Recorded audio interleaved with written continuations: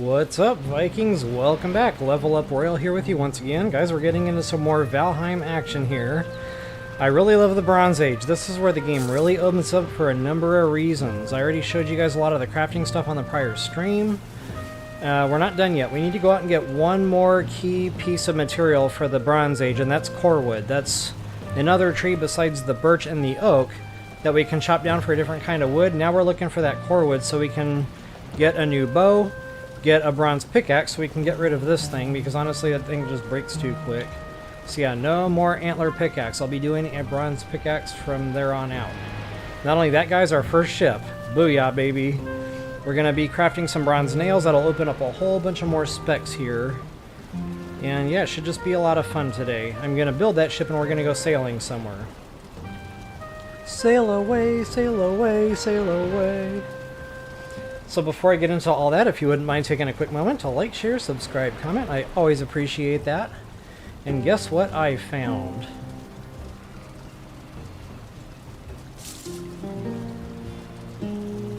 Oh man, did it not work? I found emotes. This blew me away. There it goes. Alright, so I knew there were emotes, but I thought there was only like 4 or 5. And then I went to play with them a little bit earlier today, and I found that the wheel just kept going. I was like, oh my god, this is so awesome. Another thing that I promised to show you all yesterday was my phalites. And it's not nighttime, so it's not going to look quite as cool. But that should give you the idea. Like, at night, that really stands out. So yeah, I definitely love my little house now. Anyway, before I get into anything, I need to do a quick stream check. And then we'll get this party started. Hey, the gamer, what is up? Hope you're having a good evening. Thanks for stopping in.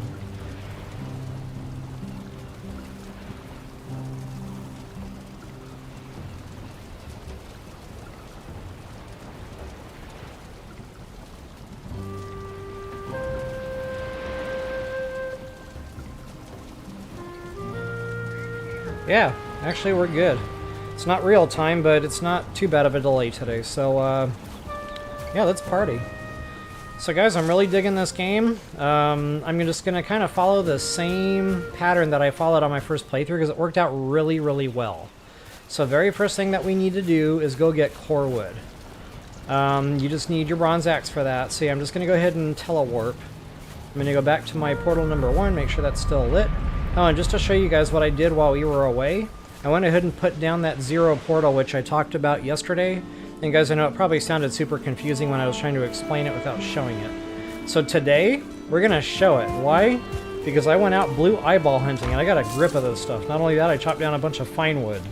So I'll be building portals 4 days. I also did a couple of dungeon raids, so I have plenty of the red cores that we need for those. Matter of fact, I crafted a to-go box, because we all love to-go boxes. And I've already got those mats in there. I've got 2 portals worth of materials here, so it normally only takes 2 of those, 10 of those, 20 of those.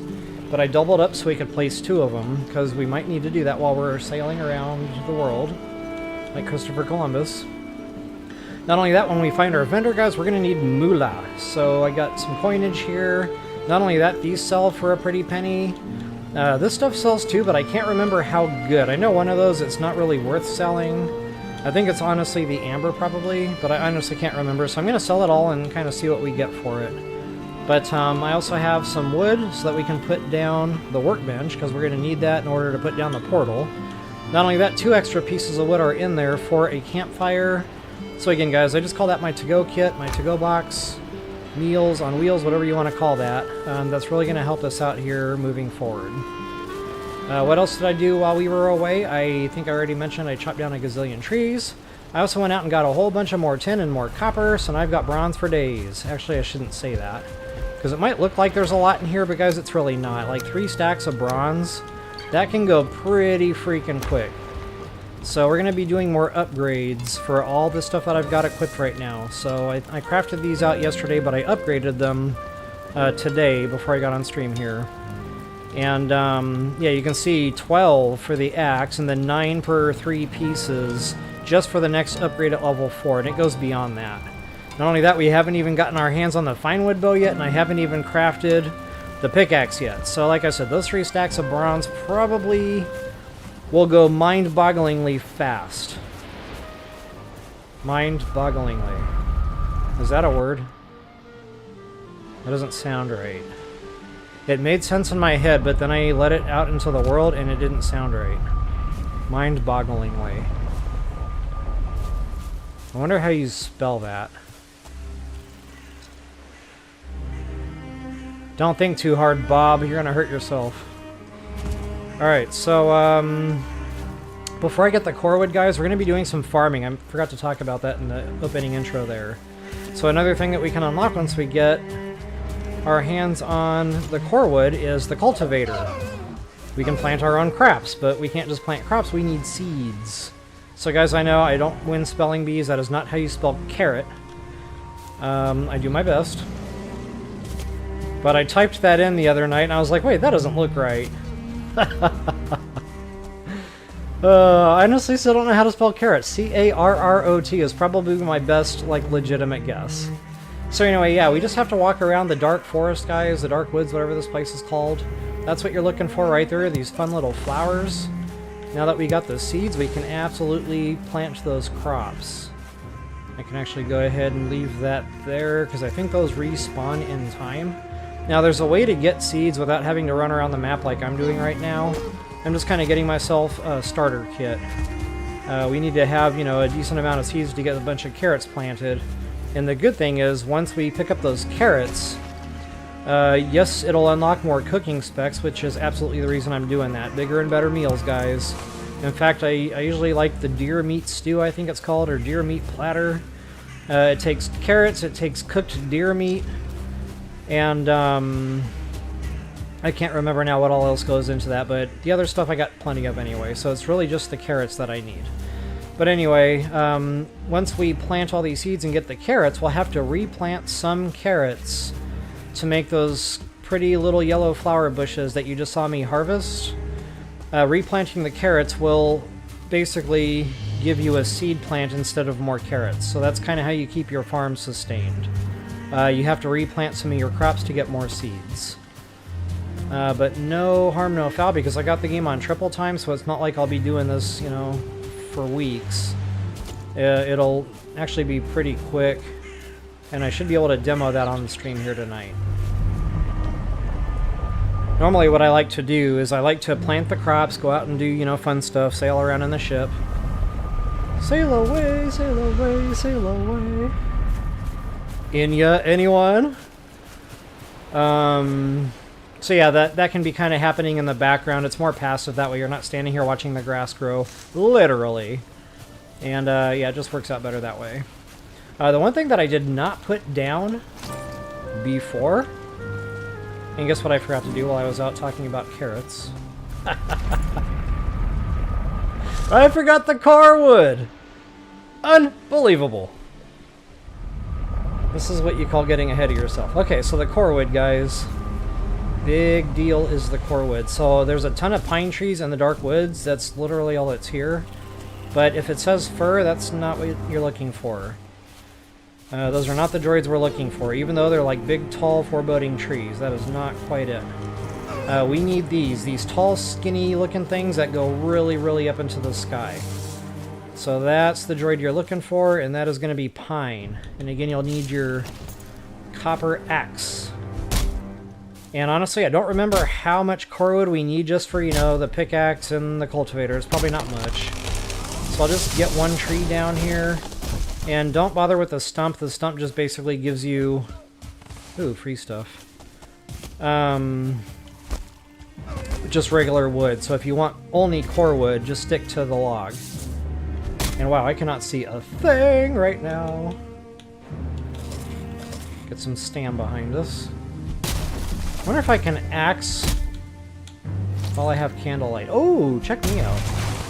We can kind of sort of see what we're doing. There's those specs, guys. Finewood bow, cultivator, bronze axe.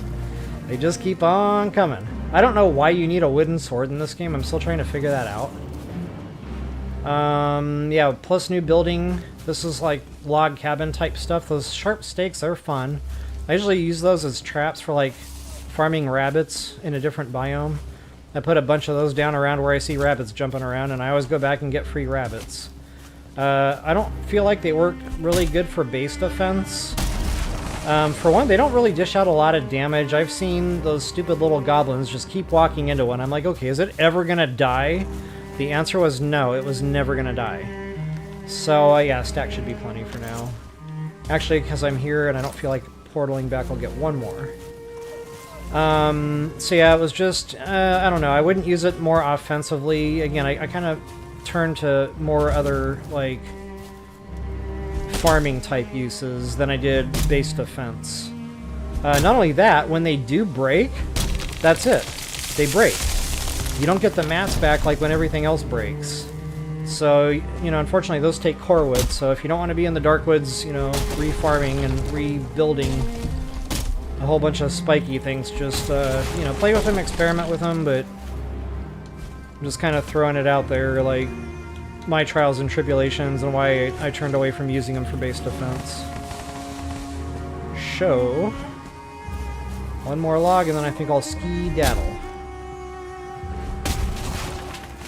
I'm already weighted. A lot of regular wood comes with that too, which I'm not happy about. You know, you're going out of your way to get a specific resource. If I want wood, I'll go get wood. But it's just the way the game goes. Alright, so let's go ahead and portal ourselves back, and I will get this stuff spun up. I will get our crops planted, and we'll be on our merry way. And guys, I'm really excited to show you the ship. The ship is a lot of fun. Like, I could have already built a raft by now, but I didn't like the raft. Just sailing around in my little alcove, where the water isn't deep. You know, it's not even ocean. It's still considered meadows. Right here by my base.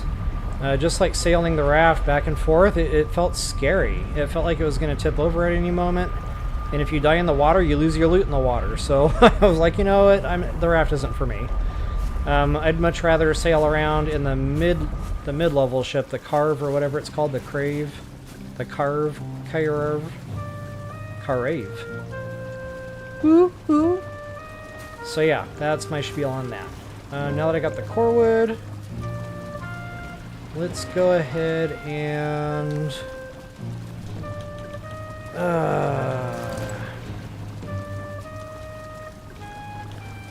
so there's those spiky things I was talking about.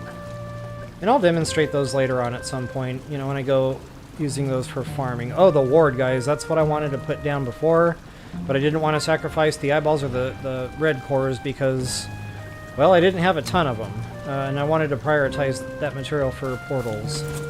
But now that we do, let's see, 1 core and finewood, I will absolutely put that down. Now, I'm not playing PvP, so technically I really don't need this because I don't need to worry about other players on the map.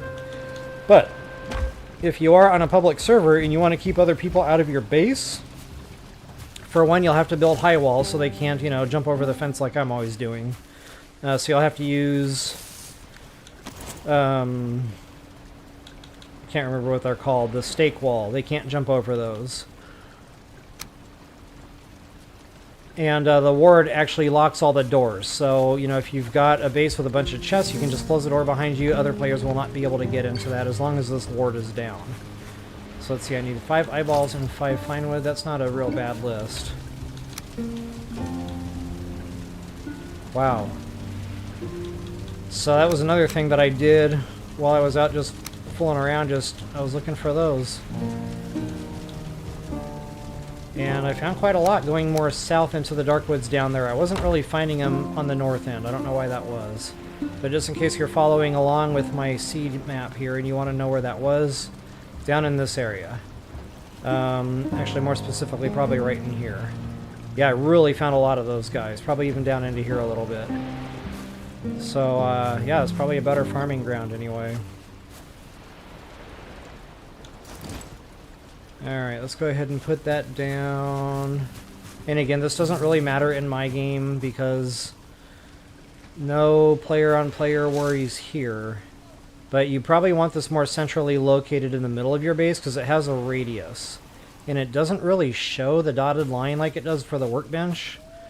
So I don't know if that's it or if that's my workbench.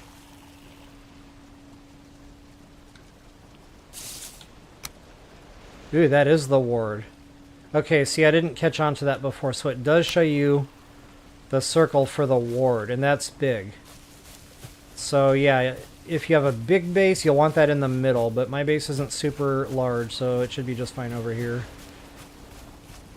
I'll go ahead and plop that down like right about the middle. It doesn't have to be perfect. I could count the boards, but I won't be that crazy tonight. I'll just put that sucker down. And there's our buddy Hugin. Oh, I told you guys I would let you read that stuff, and kind of brain farted there. Alright guys, cultivator time. And I already know we're going to need bronze for that, and core wood, which I've got both. So, booyah baby, 5 and 5, that's not terrible. Now I could upgrade that, but really you don't have to. You can just keep repairing it at the forge here, but if you want to put the extra materials in, you can. And it'll last longer, so I'll just go ahead and do that maybe once or twice while the materials are cheap. But you can see it starts getting a little more expensive there, so I'll hold off on level 2 for now. I do want to upgrade this stuff, but I need the bench upgrade first, and that's coming, guys. So now that I got the cultivator down, let's do one thing at a time. Well, the pickaxe, that's nothing new to show there, so I'll just craft that and put that antler thing away. But the nails, when I do the nails crafting, that's going to start unlocking more specs. Whoops. Poor Bob is very weighted here.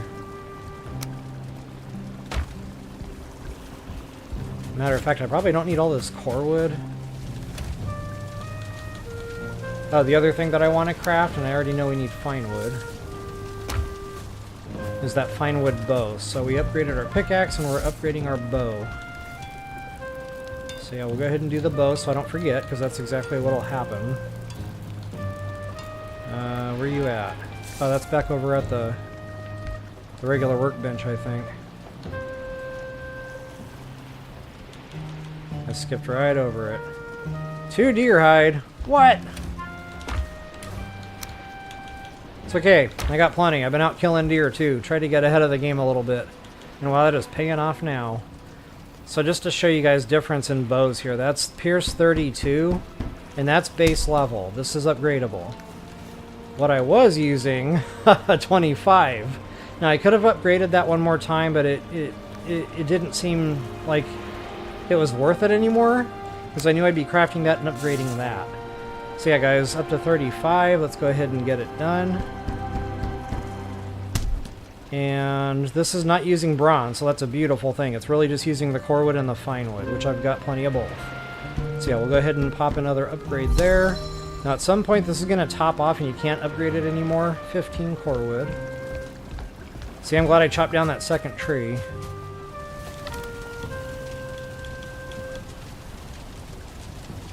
I don't know if that'll... Okay, I'm not weighted.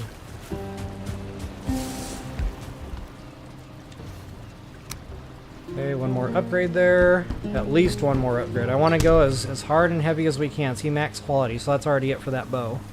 The next one will be the Droger Fang, or whatever they call that, and that'll be out of the swamp. But for now, this is going to be the best of what we've got in the bow world. You can see I already crafted a bunch of fire arrows there. Guys, we're going to go kill some trolls. I've been showing you the trolls. We haven't killed a troll yet. We're going to go troll hunting. The hide and stuff you get from those opens up another super suit. Not only that, the bears.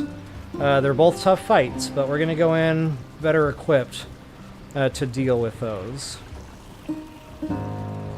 So I can now get rid of my crude bow. I have a feeling my junk drawer here is about to overflow, and sure enough, I no longer need that. I hate just throwing the stuff out on the floor because it never despawns. So I'll probably just throw that in another chest somewhere because it's garbage. It's that rag thing. That was the give me that the game gave me in the beginning. And then of course the crude bow, that can go now. Upgrade! Booyah, baby. Alright guys, let's plant some crops. And then we'll get those nails spinning.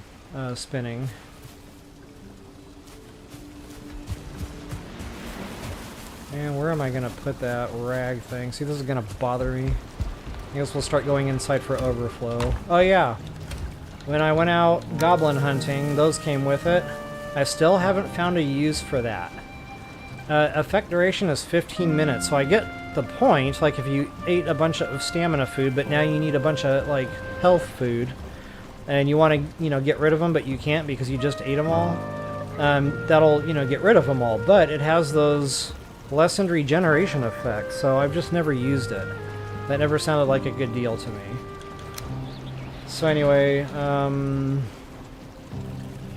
yeah, I guess we'll just start making that the new junk drawer. When we get iron, guys, we'll have bigger chests, and then this whole chest nightmare won't be a problem anymore. So we've got our cultivator. Let's go ahead and plant some crops. So as soon as you open the menu, since we already have carrot seeds in our inventory, that option is there. And guys, I've already got the seeds for all of these, so I'll plant a couple of trees too and show you how that works. Specifically the oak trees, because those give you a lot of finewood. Probably better than the birch. The birch work too, but I'm all about efficiency in my gameplay. So anyway, right now we're planting carrots, but first we have to cultivate the land, and it'll kind of change the color of the soil. So you can see, like, exactly where you can farm. And this doesn't have to be perfect. I'll probably fill all this in with crops, although I'm kind of worried about my gate overhang now. I might not be able to put crops all the way back. In fact, I already know I won't be able to. It'll say unhealthy, requires open sky or something. So I might have to, like, push that gate out. I'll do that offline some other time. For right now, I can at least get some of these down and show you how this works. So you can plant them kind of close, but not too close, so I like to go a little overkill. This is a little overkill, but if they go too close, you can't get the seed back. It's already trashed. So, you know, just to make sure they're spaced good, it should say healthy. And they do. And again, this is probably just a smidgen farther apart than they have to be, but I'd rather err on that side than have a whole bunch planted that aren't never going to go anywhere. And that that statue thing there is going to block it too. So yeah, it's got to have some space there.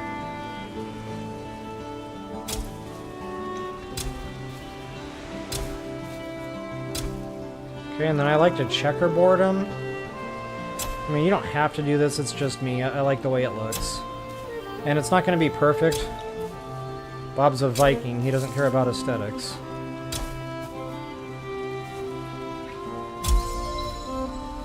See, I'm going to get it, all of them. Every single seed I've got. Well, maybe not. That's going to take me a while to get them all down. But, I'm going to get a lot down because I want some for cooking. Now, as soon as I pick a carrot, those meal specs are going to start coming in. And then we'll be able to go cook some better meals. So right now, the highest thing that I've got for health is 35, and that's the cooked deer meat. That meal that I need the carrots for, that's going to bump it up to 45, and that's a big deal this early in the game. So yeah, it's definitely going to be a good idea to have more carrots than less right now. I don't know if that rock is going to rock block my carrot. I'm out of seeds anyway. So I think all these say healthy. They should. I was kind of curious to see if I could get away with another row there. And matter of fact, I think I already preemptively got more seeds. That's right. I was on a prior expedition, and I'm going to need those too. The acorns are what drops from the oak trees. And just out of curiosity, because curiosity killed the cat, I want to see if this rock blocks me. Ooh, it says healthy. Sometimes it'll say healthy, and then it'll turn brown, and you'll go back and look at it, and it'll say needs whatever. It's like, well, then why did it say healthy? I don't know. Okay, I'm gonna see what that one does. This is just an experiment, because I've been curious about this. Wow, it's actually not browning out. Okay, then. And I'll get all the way to where I think I'm under this overhang. Yeah, wow, we're good. So I got away with one more row there. Barely. Like if I'm eyeballing that. Maybe I should try to squeeze them in just a little bit closer to the prior row. Alright guys, carrots. So a lot of those are going to get replanted, so we can make more seeds. And then, so probably about half will get replanted for seeds, and then the other half I'll cook. Boom, baby. Let's go ahead and show you the oak trees. Now I don't want these near my other trees that I want to keep here, so you know I can come out here and deer hunt and stuff. Because if it starts getting too scarce with trees, then the deer won't come back. So I'm going to put this where I don't have to worry about it breaking down other stuff. Like I don't want my berry bushes breaking. So probably right about here, and I don't want it going into the lake or whatever that is either. That is no bueno. Remember, we got to cultivate first. Pow! Then go ahead and get your oak. Booyah, baby. Now these need a lot of space. I don't know what the official meters are, but birch trees I think need 10 meters apart. I doubled that for the oak trees. And just to give you a good idea like how far apart those are, you can always go to the beam here in the building. And that is a 2 meter beam. So that's a lot. You know, like when you're doing this, 10 meters apart, you know, that's 5 of these already. So that would be your next birch tree. So, you know, for the oak trees, again, I doubled that distance just to make sure they had plenty of wiggle room, because I didn't want to waste the seeds. So now let's see what we got cooking here. See if I can do another one. Wait. Am I far away from everything? Ish. Need to go back this way a little more. That ought to do. So I know that looked like I had a lot of finewood in that chest, but guys, that's going to go fast. It's just like the bronze. It's going to disappear. Like nobody's business.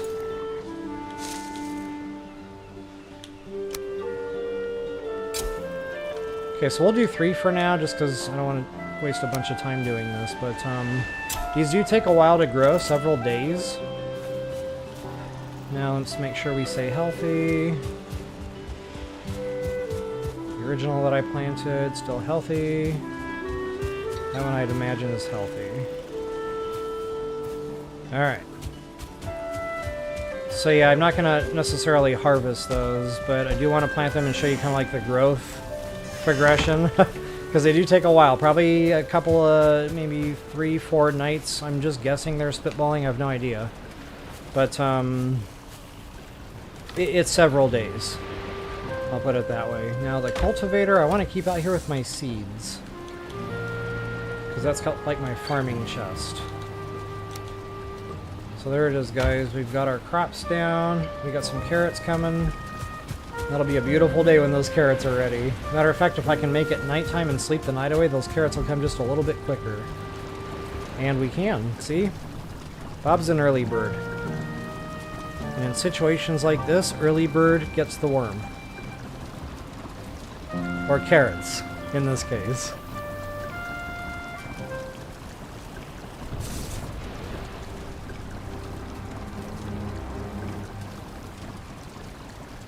Good morning, Dave.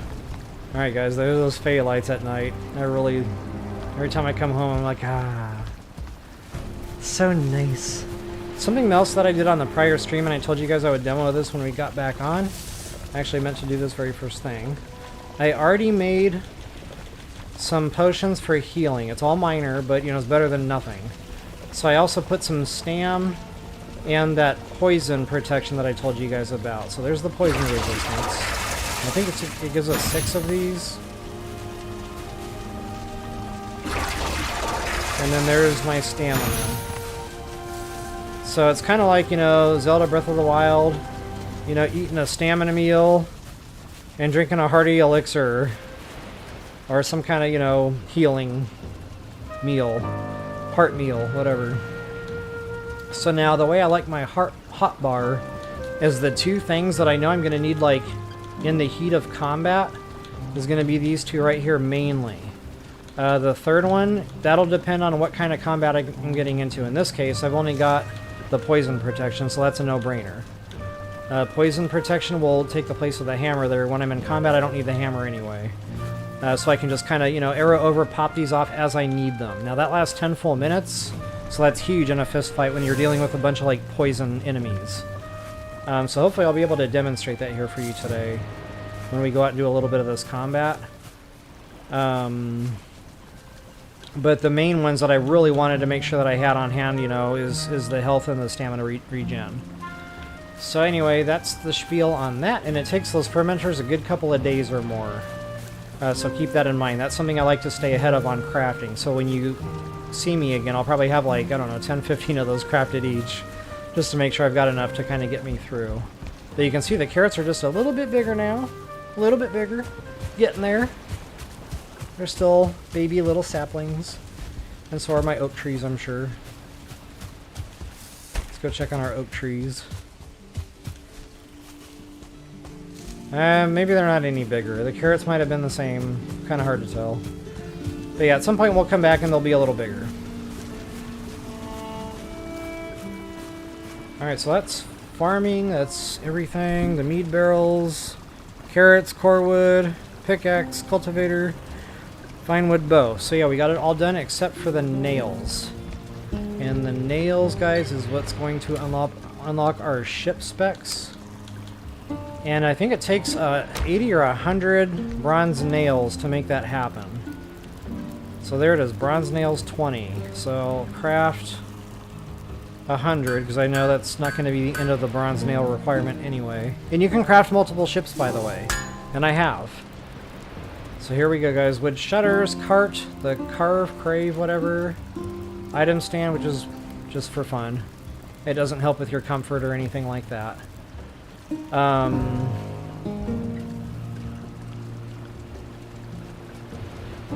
guess I need to get my hammer back out for the time being.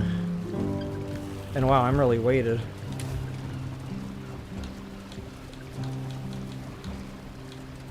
Huh, I got one extra nail.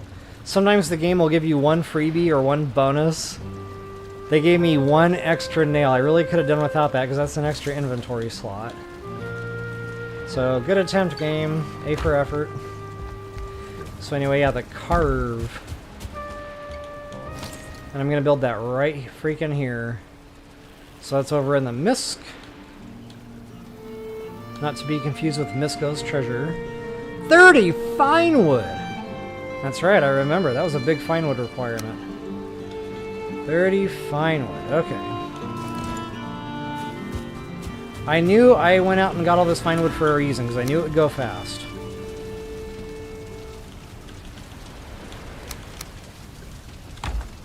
And 20 resin. I think I moved some resin out here. And look at that, I'm weighted again. Let's get rid of that core wood. I no longer need it.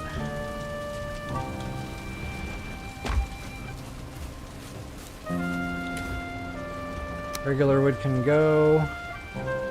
There's my resin. Okay, now I should be able to up arrow and everything should be greenlit. Awesome. Yeah, 80 bronze nails, so I'll be putting 21 bronze nails back by the time I'm done building this ship. So anyway, you gotta be careful because it builds up in the air, which I'm not a fan of. So it kind of drops into the water. It's probably gonna damage here a little bit, and that's okay, I'll live.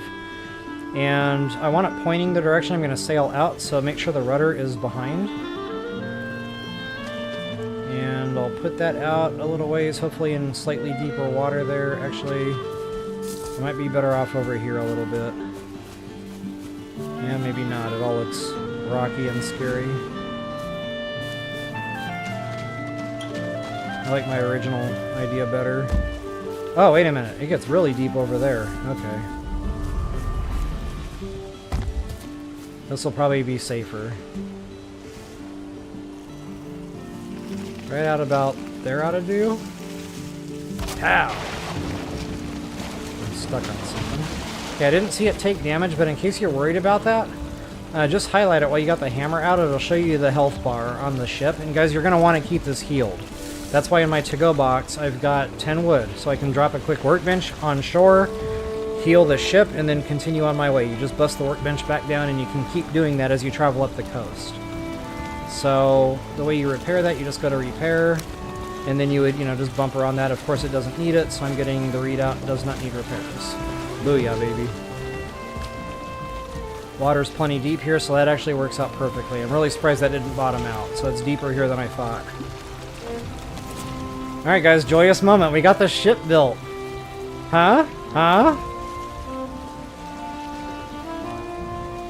Okay, why is this not working? Okay, I see. I gotta keep it arrowed over. Yep, Bob's happy. Bob's a happy guy. Ooga, ooga, ooga. Or whatever Vikings used to say. I could build a little dock here, you know, but it doesn't matter. You're exposed to the elements, you know. When it rains, you're gonna be wet, so it's whatever. I really don't care about getting in the water when I'm sailing around on my ship. Why do I have 10 extra finewood? Did I count wrong?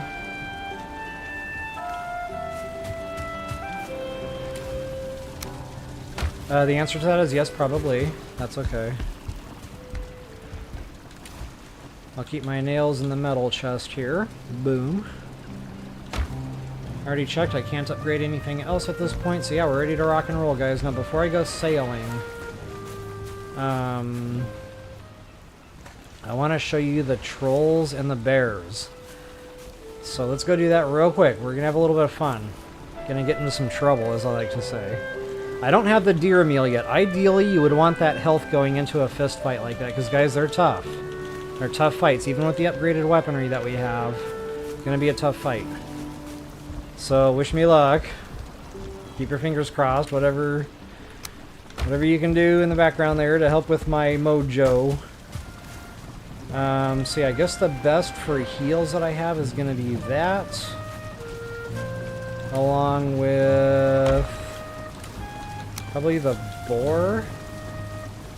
So we got 35, 30, 25. 35, 30, 25. Actually, I'll sacrifice the 2 health points there for the extra stam.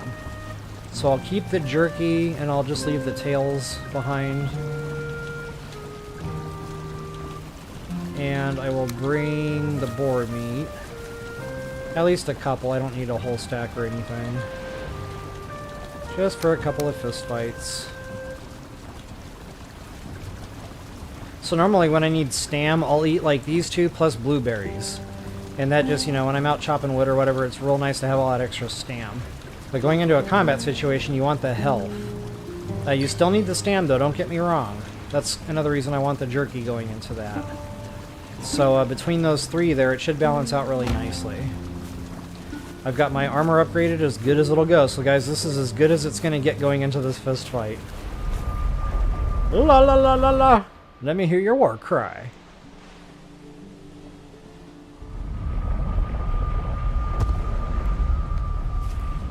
I don't sound excited, do I? Not at all. So I'm going to rely heavily on bow. And guys, the very first troll I killed, it was out near the shore where I could play like Ring Around the Rosie with him, and he couldn't quite hit me, but I had to keep running around in circles, like he kept going around the thing. So let's see if he spawned in there, because I know that's a typical spawn point for this guy. Oh, look at that, more eyeballs. We're gonna get those 2 over here. Thank you very much. Now these don't always drop the eyeballs, as I found out. I don't know why that is. I didn't get any that time. Sometimes they do, sometimes they don't. Now if it's a 1-star, it's pretty much guaranteed you're going to get eyeballs out of the deal. Okay, so the giant, if he's here, he's around here somewhere. Wait, is that a yellow eye or a blue eye? That's yellow. Okay, he doesn't give them anyway, so we're not going to kill him. They have to have blue eyes. So this is it, guys. This is where I did the dance. I was in for the fight of my life. Like, that thing is scary, it's big, it moves fast. So I was just running around these bricks, and he kept getting stuck down here on the shore, and it worked out really well. Unfortunately, I just don't see him spawning in here, so I can't show you the fight here. Ooh, check it out. Now, they got blue eyes. Get back here. Ah, why did I do that? Get back here. Where are you going? No running.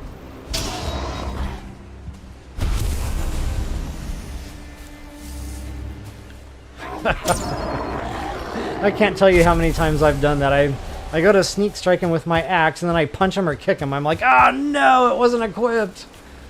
Terrible. Hey, Valheim creators, if you're listening, the B button does nothing right now. B button is just kind of worthless. I would love it if I could just arrow over, and then that would, like, give me the option to use the B button to use it or put it away. So, like, right now I could hit B, equip my bow. I could hit B to unequip my bow instead of this whole up arrow thing, because honestly, people are just so hardwired, you know, to back out with B. Not only that, when I arrow over to something, I'm assuming it's equipped. I'm still not in the right mind that I have to up arrow on that to actually equip it. See, I don't know if there's a way to work around that, but it's definitely been confusing. The struggle is real. Okay, so since we have no giants here, super sad. This is going to turn into a blue eyeball scavenger hunt, apparently. Normally when I see a bunch spawned in like this, I'll mark it on the map and check it later to see if like there's a bunch more back. But I've already got a grip of these things because I really spent some time earlier doing this. So I'm definitely ahead of the game a little bit. But guys, those portals, it's 10 eyeballs each, and you're going to have a lot of portals in the world. So honestly, the more of those eyeballs you can muster up, probably the better off you'll be. And I'd definitely like to stay ahead on that. Okay, where are these trolls? They're definitely here. Matter of fact, when I was running around the woods earlier, there was 2 of them right next to each other. I was like, wow, that's overtime.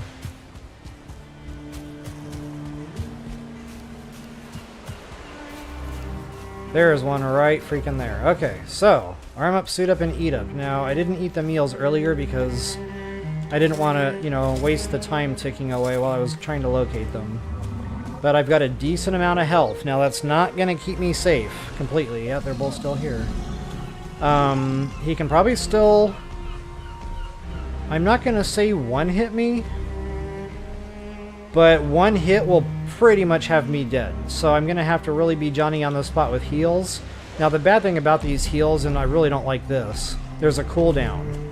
So when you pop one, you have to wait a couple minutes before you can pop the next one. See, I don't like that. You know, if I'm getting wailed on, I need to be able to keep chewing on those, and it just doesn't allow you to do that. So, unfortunately, in this fight, I might have to run off, you know, let health regen for a minute, kind of get back into the fight. Super frustrating, super annoying. Not much I can do about it. But I do want to get a head start on damage. Let's see how I am on stam. Yeah, it's probably about as good as it's going to get right now. So I'll get whatever damage I can with the cheeky sneak strike, and then I'll kind of back off and start using the bow. Okay, he's about a quarter dead, so not bad. And I'm probably going to want to fire arrow up for this. He does that ranged attack, so as long as you stay moving, you're okay. But again, he's quick, so keep an eye on that stam, because the bow tends to wear the stamina down. So, you know, you don't want to be in a position where you're out of stamina and you need to run, like now. I'm kind of half tempted to let him smack me once just so you can see the damage. So I guess you'll just have to take my word for it. It's a lot. Yikes! Ah! That hurt a little, but I'm alright. Actually, that's less than I remember. I think I'm better equipped now than I was on my first playthrough. I probably went into that fight with my leather armor or something, not knowing any better. So yeah, with the bronze upgraded, it's actually decent. This is quite survivable. I'm actually half tempted to just go in there and start using my axe on him. Ah, get back here. You zigged when I should have zagged. Ah, that hurt a little. He hit me right in the face with that one. The thing I like about the fire damage is it keeps ticking. And I don't know if trolls are susceptible to fire, but some are. And it really, like, multiplies that damage. Probably about double on the fire side. Okay, he's about to go down. Burn, baby, burn! I'm just going to go ahead and finish it. Alright, so I'm going to get some new materials. We're going to get some new crafting specs coming in. They take forever to pop. There it is, guys. Now that troll hide the leather tunic and all that you're reading, that is a set, and it comes with a set bonus. But I crafted it, I played with it, but it didn't do better than the bronze armor in the armor rating. So I didn't feel like I wanted to use it out in, you know, situations like this. I stuck to my bronze armor. But if you're really all about the sneaking, I think it's either, and I don't know this, so, you know, don't quote me here. I wanted to go experiment with this or do some more research, and I just didn't have the thoughts to do it when I could have. But, and there's another troll. I might as well just go ahead and whack him while we're at it. This time I'm not going to punch him. We're just going to go ahead and do this the right way. Ooh, he's got a log. And that thing will reach out and touch someone. And that someone will be you. Ah! That thing has some reach to it, like I am not even kidding. So anyway, I don't even know what I was saying now. Something about trolls. Oh yeah, the armor. So it says set bonus. Sneak better. Okay. And then it says sneak 15 plus, or plus 15. But is that per piece? There's 4 pieces to that super suit, or maybe it's only 3, I honestly can't remember. Yeah, it's 3 pieces plus the cape, which I don't think I have the cape yet. Look at that, he's knocking trees down all over the place. Ooh, he got me that time. That hurt a little. That knocked about 1/3 off my health, so I need to watch that log. Anyway, so I don't know if that's 15 sneak points per piece of clothing. As long as you've got the full set, that's a lot. You know, that adds up. But if it's only 15 for the entire set bonus, I don't know if that's worth it. So, like I said, you take a dip in your armor rating. You know, is that 15 sneak worth losing all that armor? I don't know. Now, if it's 15 per piece, that adds up. And to me, that would probably be worth it. Ouch. So I don't know. Maybe I'll do some more research on that. Hopefully I'll know the answer when I come back on. Matter of fact, I could just pause the game here real quick and Google that. But I'm weighted and I'm in the woods here. I need to kind of pay attention to what I'm doing to a degree. Might as well get all that. We worked for it. Even though I don't plan on crafting the super suit. They also drop gold, which is a nice little fringe benefit. Booyah. So there it is, guys. I even got a troll trophy out of the deal. Not a bad deal, yo-yo. I'd like to kill a bear, too, while we're at it. I got the meals running. Might as well. And I have seen a bear in these parts. Just about every time I come through here, I see that bear. So we'll see.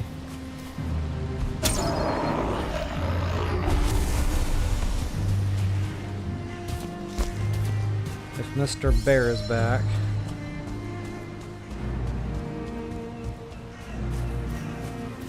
About to get dark. I don't like doing combat in the dark because it gets cold and then Bob, you know, takes a hit to his regens. And that's not a good deal when you're fighting. You know, you need that stamina back, you need that health back. So I definitely don't recommend doing fistfights like this during the nighttime hours when you're cold. Or wet for that matter. Wet does the same thing. It really puts it to your regens. I don't see this bear. Now normally, there he is. Now normally you can't just walk up to these things and sneak strike them. I've got them on passive, so I can get away with this. Normally, they're already going to be on top of you before you can, you know, get close to them. So yeah, just keep that in mind.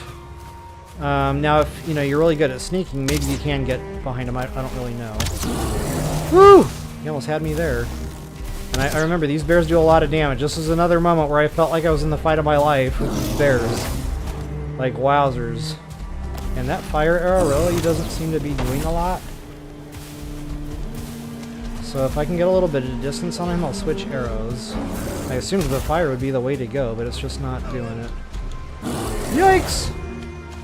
Okay, he's not doing a ton of damage, actually. So what I'll do is I'll do one more arrow. Yeah, it's about the same as garbage. So maybe arrows just aren't the way to go here. I'll do the axe thing. I'm not taking a ton of damage. so I might just be able to go in here and swing away. Now, if I had a shield up, that would probably be better. Oh yeah, I want to show you the stam. There it is. Pop that sucker off and get your stam back. Booyah, baby. Yeah, that was very survivable, so thank goodness for the bronze armor being fully upgraded up to as far as I could upgrade it anyway. It's not fully by any means, but it's up to level 3, so not bad. And I probably turned off my auto pickup. There's some more specs. The bear meat guy, ooh, that's good. Bear meat, I think that gives you like 40 or 45 too. And there's another super suit, guys. Now, I did not like this super suit for sure. Tried it, played with it. And I thought it was going to be amazing because it does extra damage. So you do more damage output, but it weakens your defenses. So I felt like I was just dying a lot trying to keep up with that. I was taking a lot more damage. It wasn't just a little bit. Like it says slightly less damage or slightly more damage to certain things. It felt like a significant amount more damage. Not only that, weakening, excuse me, it's also lower armor rating. So it's kind of like a double whammy there as compared to the bronze suit. But you know, you might enjoy them, so build them, play with them. You do need a lot of bear pelts, though, I'm not going to lie. Same thing with the giants. It took a lot of hide to craft, and then it took a lot of more hide to get it upgraded. So yeah, you're going to be putting some time into those super suits if you so desire to use them. Where's the super suit for, like, higher carry weight? Now, granted, there is a piece of clothing. If I can get to this vendor on this stream tonight, I'll show you that. We can buy a headband, and that does not negate one of the pieces we're already wearing, so it's an addition. It's considered an accessory item. And that's huge. It's 150 extra carry weight. So yeah, I'll be definitely buying that. It's expensive. It's like 900 and something gold. You know, it's not cheap, but it is definitely worth its weight in gold. For sure. Hey guys, I got a whole bunch of new items here. And just to show you those items on the crafting table, so there it is. Set effect, 4 parts. Sneaky. Makes you more sneaky. Okay, awesome. Sneak plus 15. But this is where it isn't really clear. The sneak plus 15 is down below where it says set effect, so I tend to think that has to do with per piece. I'm going to Google this real quick because I want to make sure we're putting good information out there. In Valheim, does the troll set bonus give 15 sneak total? Or is that per... Hopefully that doesn't confuse Google there, or is that per piece? Okay, Google AI. The troll armor set in Valheim gives a total bonus of plus 15 to the sneak skill. Okay, so it's not a percentage thing, it's a skill thing. So let's see, where's my sneak right now? Is it not there, or am I just not seeing it? Sneak, I'm up to level 9. Okay, so putting that set bonus on more than doubles my sneak skill. Now I get it. Is it worth it for the reduced armor rating? I don't think so. Unless you're just a really big sneaker and you can get those sneak strikes, and then maybe it is. I don't know. Maybe, you know, it makes all the difference. And then you don't necessarily need the higher armor rating if you're able to sneak strike everything. So that's possible. I don't know, if anybody watching has some experience with this, let me know your thoughts and comments, please. I'd like to hear more about this. But look at that, guys. Armor 6. Now, this is upgradable. I think it goes up to maybe 3 points per upgrade. But it's a heck of a lot less than what we've got equipped. And I'm up to 12 right now on these pieces, and that goes higher. That's further upgradable. So, buyer beware, and to each their own. The other thing that we've got is the bear set.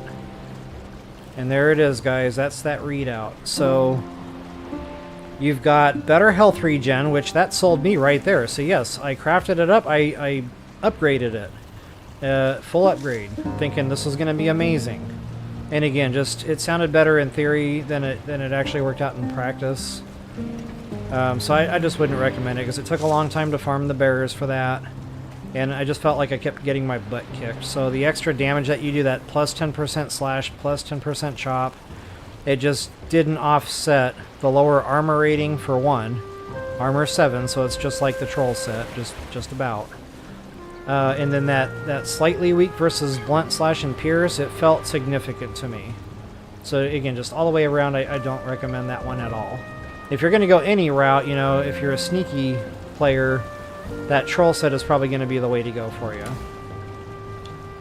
Okay, but I got the hides. So we'll go ahead and store the hides. I'll probably cook up some of that bear meat just to show you. It's either 40 or 45. I just can't remember for the life of me. And then I guess we'll put the paws in here too, because I don't know where else to put those. Ooh, trophy. Trophy chest is over here somewheres. Get that down. That's a trophy too. It must be a new one. Oh no, I already had that one. Okay. And in case you're wondering where I got those, that's from the shamans. The little goblins that are shamans. Not only that, those purple glowing nests that keep respawning them that I mentioned last stream. If you kill the nest, it'll also give you those trophies. I don't think it gave me a drop last time I killed one, but that's rare. Normally it'll give you a trophy. So anyway, yeah, that's it. We're all up to speed now as far as all that fun stuff goes. I will go ahead and dump the eyeballs. I will dump the wood and the resin, because I no longer need either. The rocks, it's only 3, it's not going to kill me, but I'll dump them anyway. And I think that other chest is getting kind of full there, so I'll go back to this one. Let me make sure I don't have anything extra, guys. So you're going to want an empty inventory going out for this. Because we're going to be going on a long voyage. It's not going to be fast. So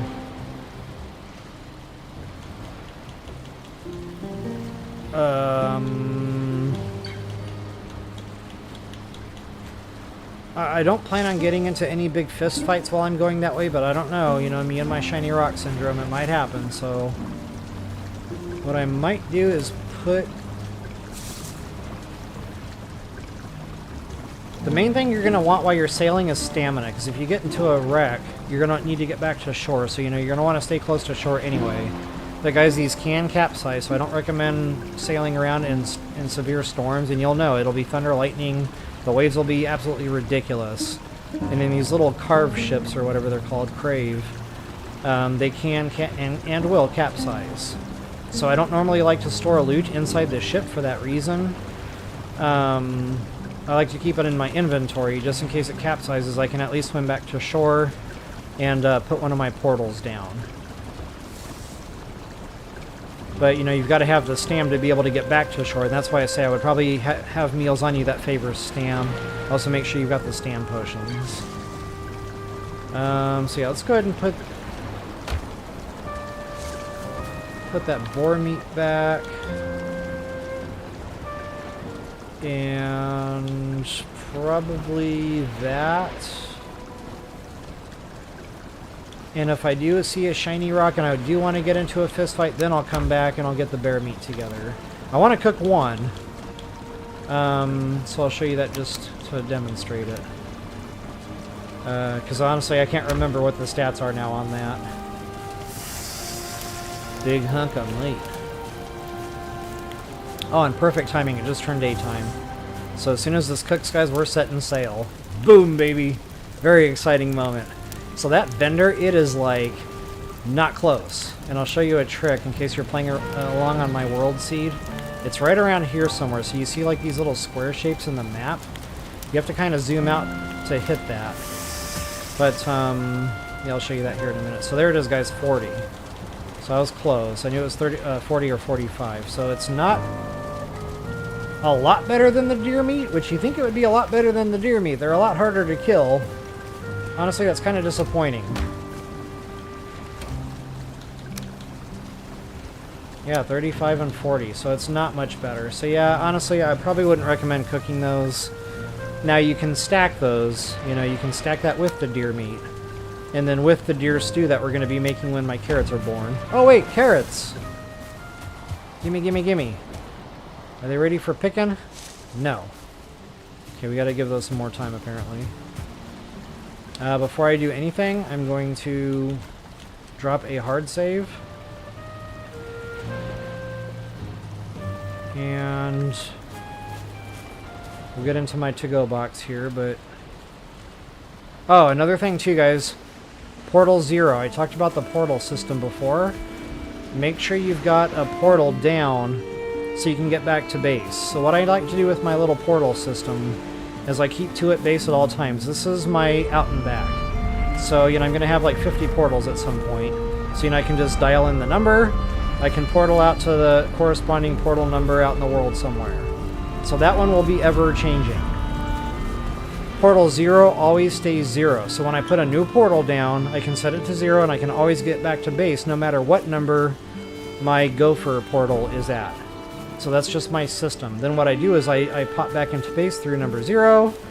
And then what I'll do is whatever number I want to end up designating that new portal at out in the world, then I'll set it here to say, you know, say the number was 15. So then I'll set number 15 here, but I want to get back to my new portal. So then I'll use 0 to go back there.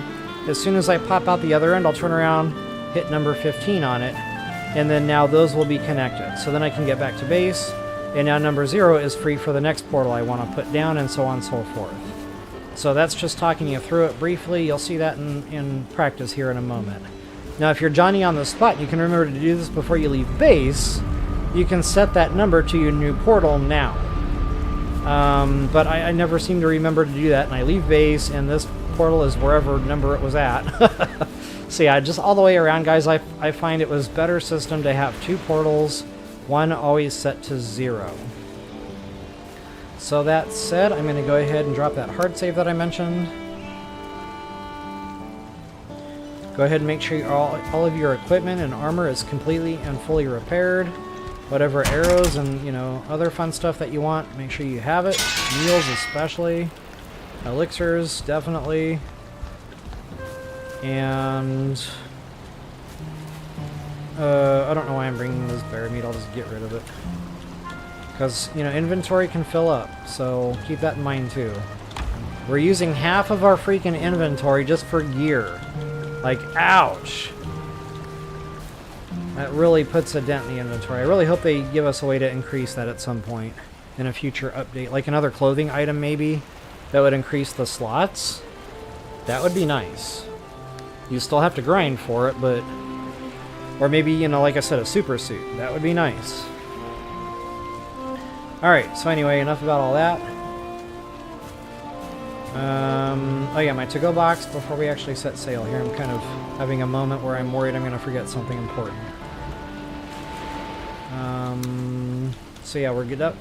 I'm not going to bring this now. Yes, we're going to the vendor, but guys, we're going to start filling up on weight really quickly here. So 2 portals worth. It's already a lot. Like you can see, I'm already 200 pounds, so it only leaves me a little bit of wiggle room. There were about 91 pounds for other stuff that I might find along the way. So it's already a beast. So what I'll probably do is I'll get up the coastal ways, I'll put that portal down that I talked about, and then I can portal back here, and then I can get the money, and this all sells.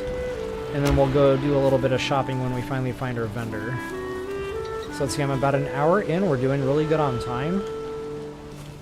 So yeah, there's my to-go box. I've gotten everything that I really need out of there. 2 portals worth of mats, plus a campfire and a workbench. So with that, let's do this little dance. You guys, actually, before I do, you know, set sail. Oops. I don't know why I didn't jump there. Try that one more time. Haha, he made it. Look at me go.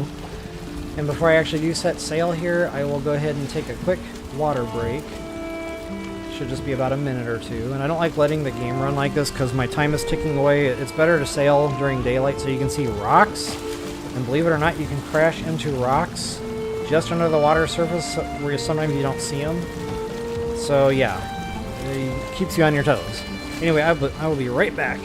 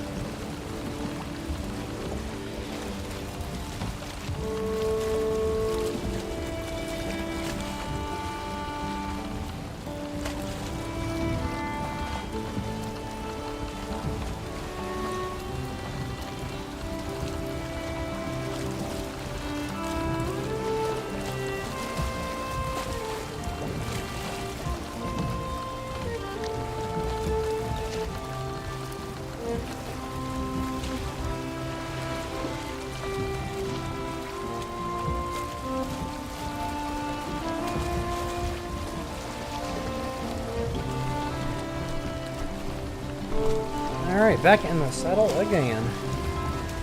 So this is it, guys. I'm really excited to get to this vendor. Now, I was going to show you a little map trick. So if you're playing along with my world, see, notice these little, like, it looks like a giant tic-tac-toe board. There's a whole bunch of, like, grid lines here. And you can really only see it when you zoom out. When you zoom in, they kind of go away. It's hard to see them. But yeah, when you zoom out, so basically, I think each one is about 1,000 meters, and that's just guessing because they say that the vendors spawn in about 1,500 meters away from central spawn-in point, and that's about where I found my first vendor. Actually, maybe it's more like 1,500 per square because he's pretty close to that little intersection.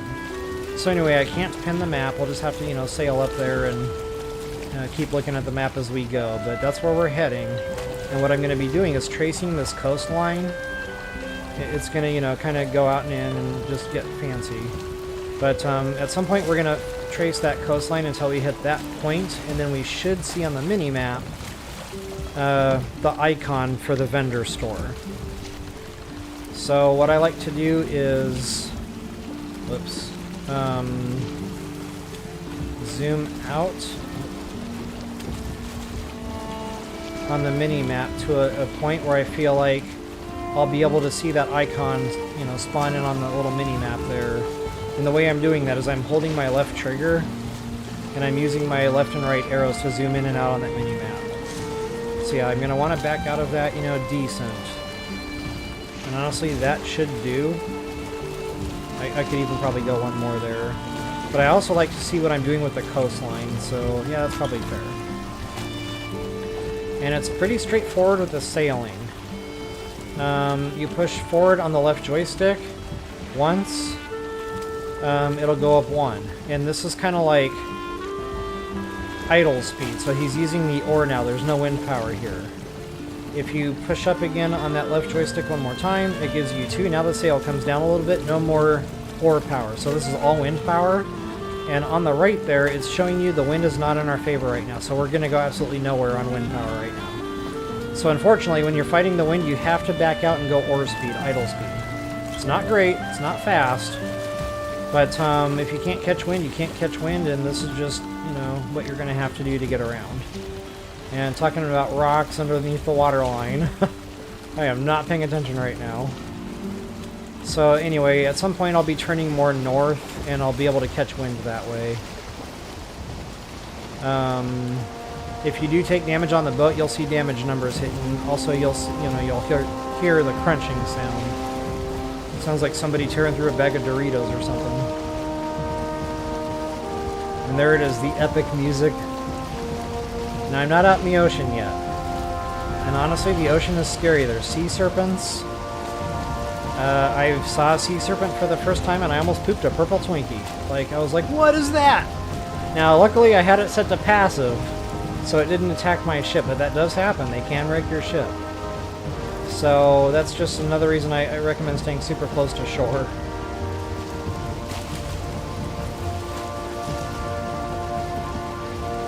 Let's see, what else is going on with the ocean here that I can talk about?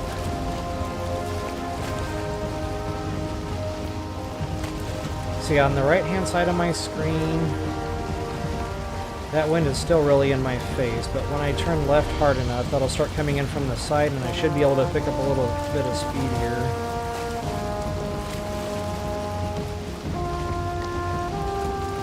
Now, I've got my portals set to where I can transport metal through them, but default mode does not give you that luxury. So, I Googled, well, how do they expect you to transport metal back from long distances? Because I'm thinking to myself, running back and forth with 20 pieces of metal every time, this is just not efficient. Their answer? Use the ships. I'm like, no, I'm sorry, that's the same problem.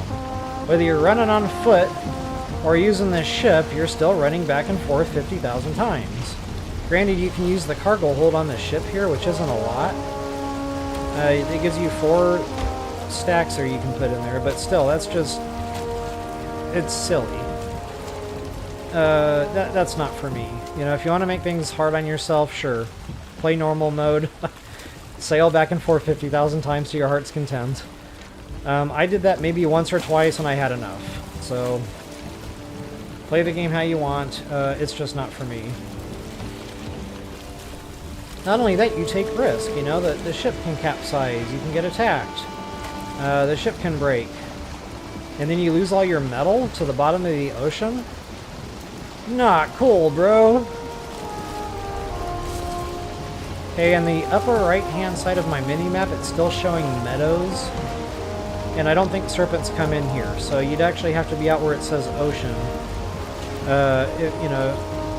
If you need to deal with serpents. So, there are serpent trophies. There is a reason to go after serpents in the game. I haven't been that brave yet in my other game file to actually go attack one. What I'm going to try to do is if I see one, I'll try to kite it over to shore. And then if I can jump out of my boat and fight it from land, I will. I don't know if it'll let me do that. Maybe once I step foot on land, it'll just go away. I don't know. But the thought of fighting it, even in the longboat, that's like the next best boat from here, the longboat, once we get iron nails. And it's bigger, it's beefier, it has less of a capsize risk. It can still capsize in the middle of a bad storm if you're going full speed. But I have not had it capsize in the middle of storms just going idle speed like this. It looks scary, but it made it. I probably still wouldn't recommend that. I was just stuck. I was already out in the middle of the ocean and the storm was there. So I kind of just had to keep going at that point. But yeah, you'll definitely see a difference in the ocean here once I get up to ocean territory.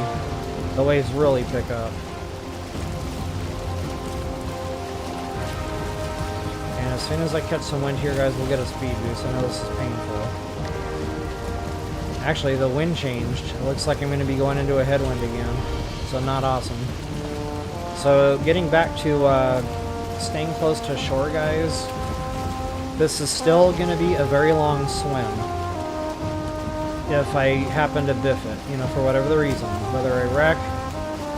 And the thing can take some damage, so don't worry. If you hit one little rock, it's probably not going to wreck your boat. But it'll definitely, take a good chunk out of its health. So, if that unfortunate event does happen, just, shore up somewhere, put down the workbench real quick. It takes 10 seconds to repair, and then you can get back on your merry way. So you want to stay close to shore, but not too close to shore. And that's why I was getting back to, keeping stamina, healthy meals on you. So there's no real point in eating a bunch of meals while you're just doing this. But, you know, if you do end up capsizing or the shipwrecks, you'll have to swim. So you'll have to eat those meals, and then you'll have to pop that stamina. And again, there's a cooldown, so it might take you a while to get back to shore, depending on how far away you are. It's not awesome. So just standing advice, try to stay as close to shore as possible, and you should be okay. Okay, I'm trying to figure out now if I cut through here. No, that's right, we gotta keep going around here. That just kind of goes into another inlet.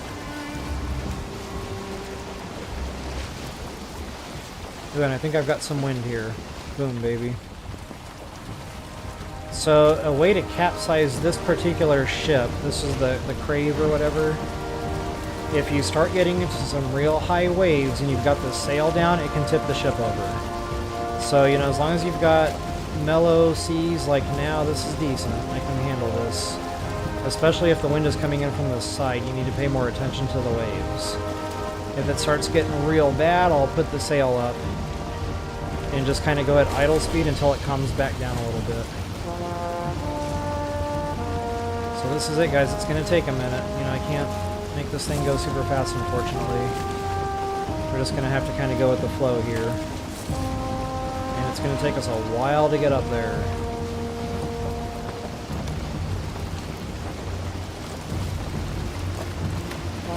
The nice thing, too, is you've got the portals on your person. So, you know, if the worst case scenario does happen, you can always just swim back to shore, drop that portal, and get back to main base and kind of reset, you know, get what you need to recover from all that. You know, you might die and lose your backpack.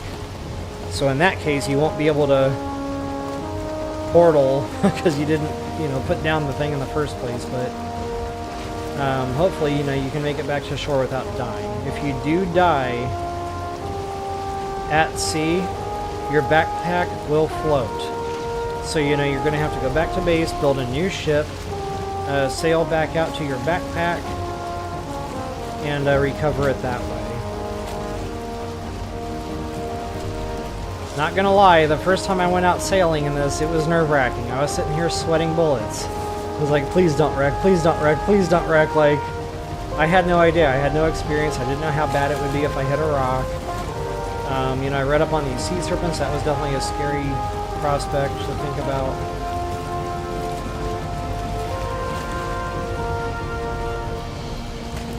Another reason to use these ships, guys, is discovery. So there are new biomes, but you can't reach those new biomes always from foot. Sometimes you have to sail across ocean land, or whatever, ocean land. I just made that up. Sometimes, you know, you'll be having to sail to find that new biome. Now, in this map seed in particular, I got lucky. I did find some swamp on foot. Actually, I didn't even have to use this ship. I could have just literally ran hard north the whole way, and I would have found that vendor right around here, coming into view. Now, there was a little point where there was, like, a decent amount of water I had to swim across, but, you know, I just ate the meals, and I made it across no problem. So, yeah, this is just for, you know, Bronze Age video tutorial purposes that I wanted to get there by ship. And honestly, it might actually be quicker to go there on foot.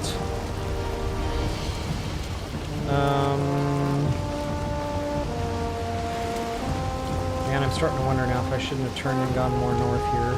Because this doesn't feel right. I feel like I'm going out to the side too far.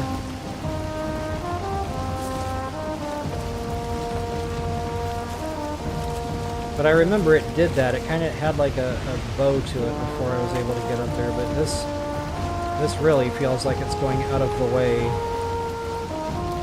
that way.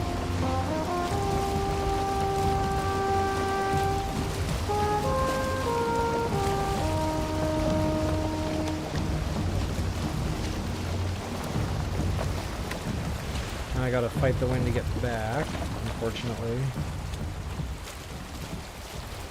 Idle speed.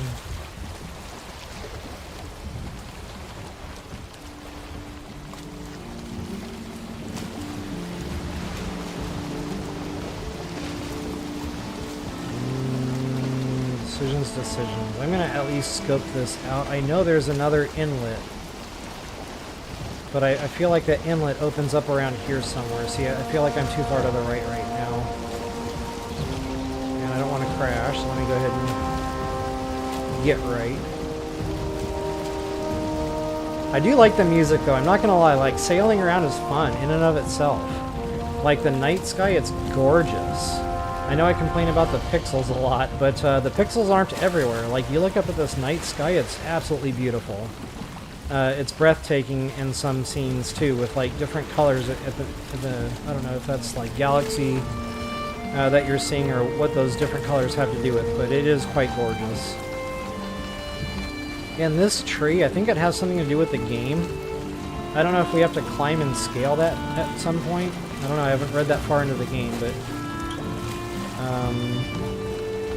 I just realized I was no longer driving my ship. So yeah, just idly sailing sometimes is fun in and of itself. It's relaxing. The only time it really gets hairy is in the middle of these storms. Oh, something also, another little tip here is if you are out a little ways from shore and you start getting into some rough weather, immediately turn into the shore. Because the closer and closer and closer you can get before you do biff it, the easier it'll be to make shore, you know, and get that portal down. So I don't mind being out a little ways from the shore. I'll just have to be Johnny on the spot here, turning into it if the worst does happen.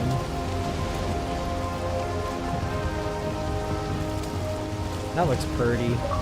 I need to do a better job of screenshotting things, because I have like no material for thumbnails. In fact, before I got on stream tonight, I had to like hurry up and open my other save file up and try to get some pictures together so I could figure out what I was going to do. Okay, here we go with rough seas. That's not great. It's not bad yet, but definitely want to stay close to shore at this point.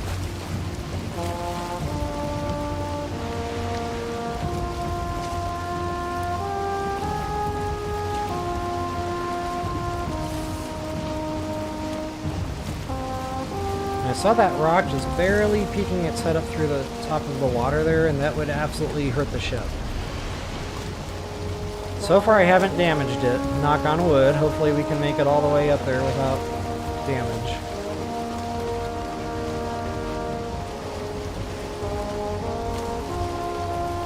I started this little adventure at about the 1 hour mark. It'll be interesting to see how long it takes me to sail up there. Because I know on foot it only took about 10 minutes. I just kept eating stam and running for it. And I was able to do a pretty straight shot. Like I didn't have to zigzag, it was a hard south. From that point all the way back to my base.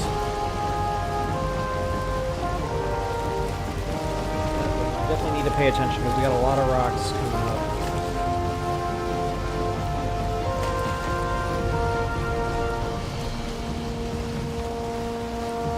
Oh, I've got the wind. Awesome!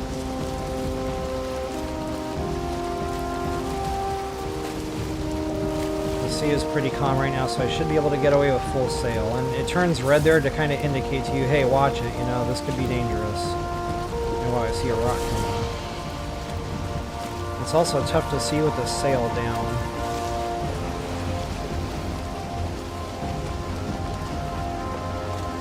And sometimes where there's rocks, there's like a sandbar. Like the bottom of the ocean will come up. And the ship can bottom out. If that happens, you have to get out and push the thing off the sandbar or whatever. Got a couple of rocks here. Definitely doing a zigzag thing. Bob is not driving in a straight line right now on purpose. It's not because of too much mead. Yeah, okay, so I should have turned here. Noted. So now you guys know not to make that same mistake if you're playing along in your own seed there. I knew something was wrong. I was like, wait a minute, it did not go this far out. So that's technically another island there, and that takes us to another vendor, by the way. So I could have kept going that way now that I think about it. Just to kind of show you a real quick map shot, there is another vendor like way over here somewhere. And it's the Dark Woods vendor. It's not the way I found him initially. I actually got there on foot once I found that other island, but... I don't know if we'll have enough time to go to both tonight. I guess it depends on how long it takes me to get up here.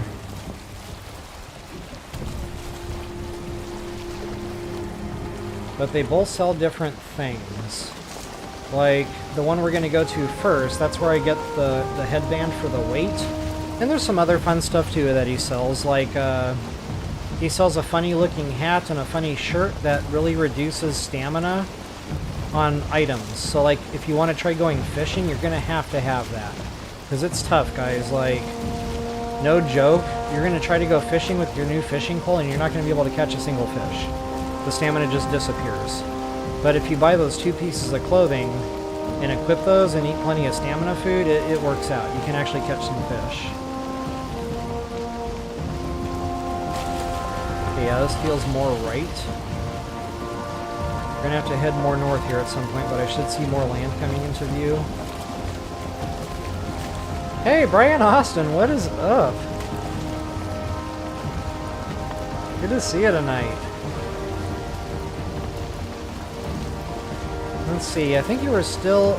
Did you ever finish TOTK? I guess I'm kind of drawing a blank here on where you left off.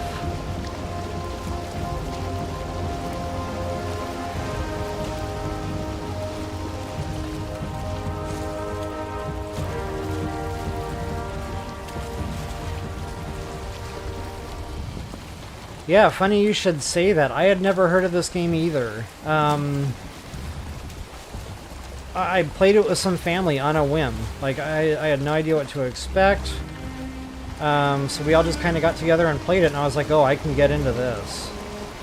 Oh yeah. So I immediately just kind of went to town. And the more I got into it, the more I realized it was kind of demanding on grinding, the grindiness of it. And I was like, yeah, this isn't going to work for streaming. So I found some game settings where you can kind of ease those burdens a little bit. And once I got that sorted, yeah, it's working out. It's quite fun. I really like the diversity in the biomes. There's different enemies. The map is absolutely humongous. Like, I'm never going to see the entire map in my lifetime, I don't think. But, you know, the biomes are pretty much the same. So, you know, once you find the meadows are the same everywhere. Once you find the dark forest is the same everywhere. Granted, you know, you're going to find different resources there, like the dungeons and stuff are going to be laid out a little bit differently, but for the most part, it's the same old dark woods. Same thing with the swamp. Once you get into the swamp, it's the same old swamp everywhere you go, and so on and so forth. You know, there should be another landmass coming up to my right. Need to watch for that, because we'll have to hit that to sail further north.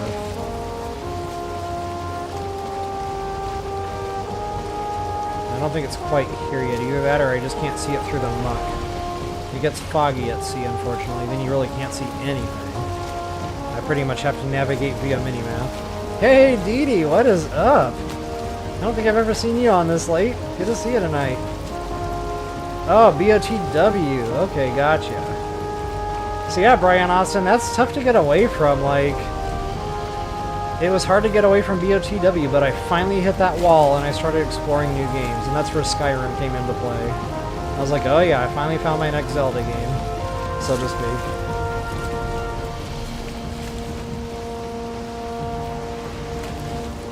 This game here, it's probably a good mashup between like Skyrim and Lego Fortnite. It's definitely got that Lego Fortnite feel to it, especially with the building and everything. But it's got the openness of like Skyrim, where it's just like the lore is there. Granted, it's not quite as involved with like the crafting abilities, but just, you know, with the fight scenes, the boss fights, the combat, things of that nature, the different tribes and different enemy types, it definitely felt like it was a good mix-up between Skyrim and Lego Fortnite, just to give you a good idea of what kind of game this was. Especially with like the farming That's more Lego Fortnite for sure. So this video is awesome. The music is a bit loud. Oh, it's hard to hear me? Oh, thank you for letting me know. That's not awesome.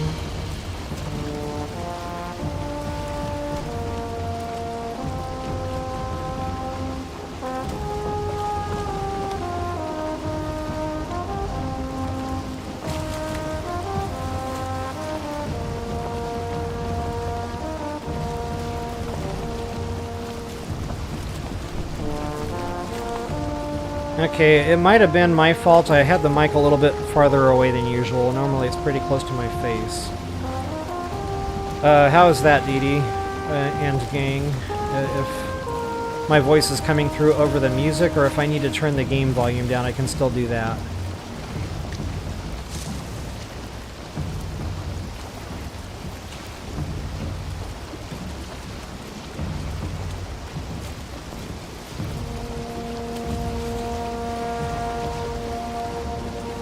I do have some wind here, so if I can get pointed in a better direction,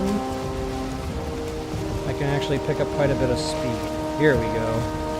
As long as the ocean cooperates, I can get away with this. If it starts getting choppy, I'll have to reel that seal. Gee, there go my words. I'll have to reel that sail back in. Reel that seal. Realseal.com. Okay, so you said it's better. Is it, like, good, or should I still turn that game volume down a little bit?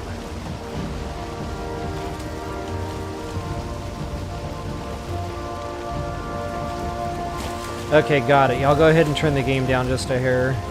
Thanks for letting me know, guys. I would have no idea otherwise. Go ahead and put that save down preemptively.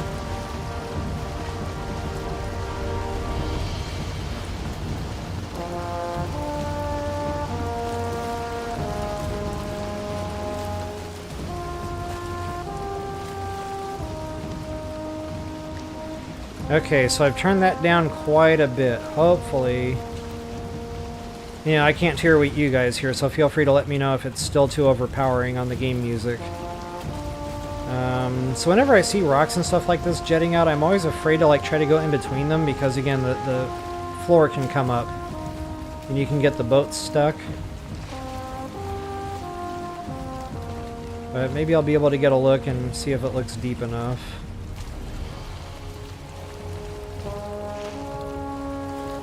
No, see, I see grass growing up there. That means it's very shallow. But I think I kind of have to go this way.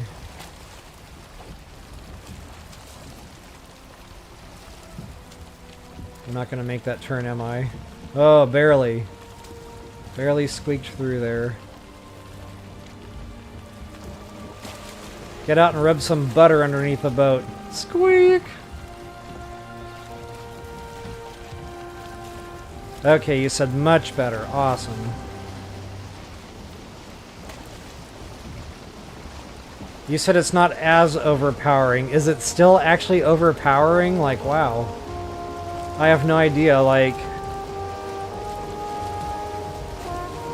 where my settings should be for this one. Dude, why am I getting so lost? I feel like this is still right.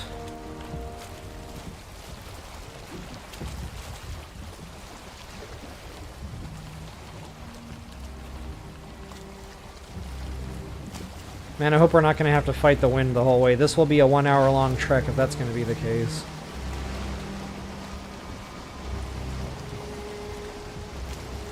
In fact, I might just get out and do it on foot. Uh-oh. Danger, Will Robinson.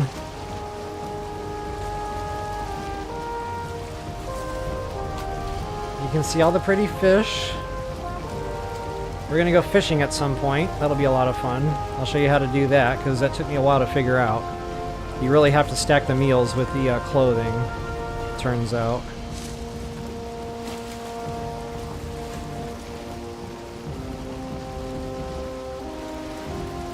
Hey, Pink Parrot, welcome back!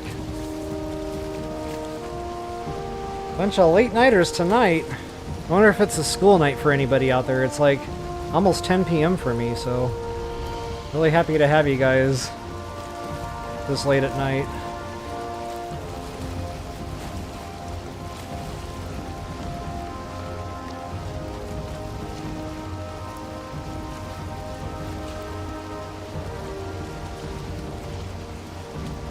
Ooh. That got a little hairy.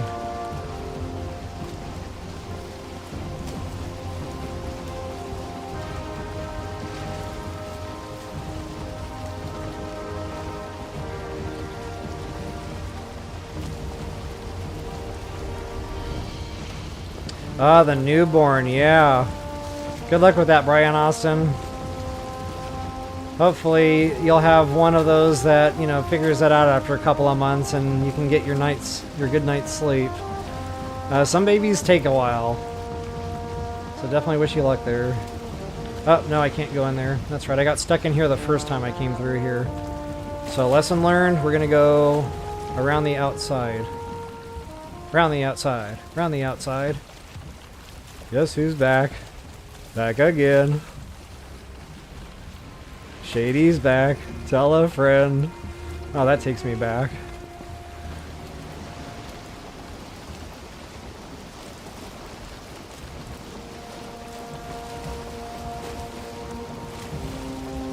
Oh, gotcha, Pink Parrot. That's right. I forgot you're in a different time zone there. Awesome.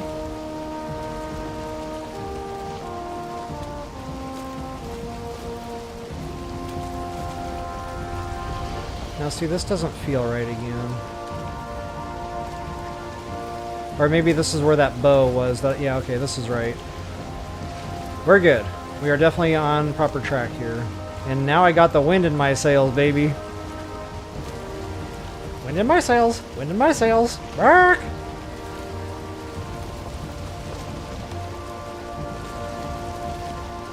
That's true, Dee Dee. You're on the west coast there, so... it is still quite early for you. Yeah, I think this might be where I got my ship stuck, because it looks like you can just go right through that. And, yeah, I found out the hard way that you can get the ship stuck.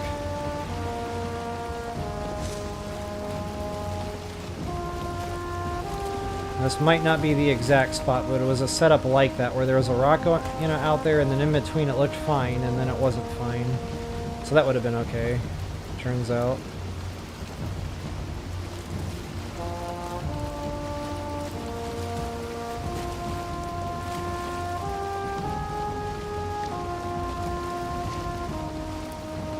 Uh-oh. This is probably not okay.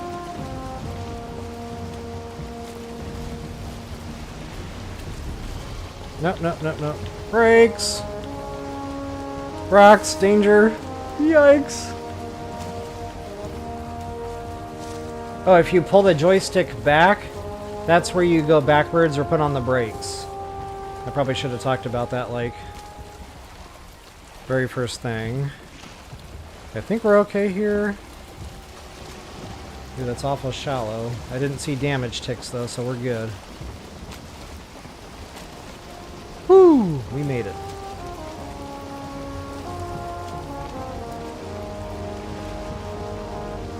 Awesome sauce.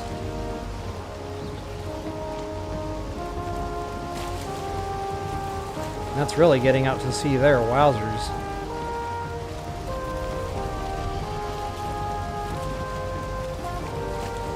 We got a long ways to go, guys. We're not even halfway there yet. I kind of wish I had just done it on foot now. I mean, the ship is a big part of the game, though, so I really wanted to show it.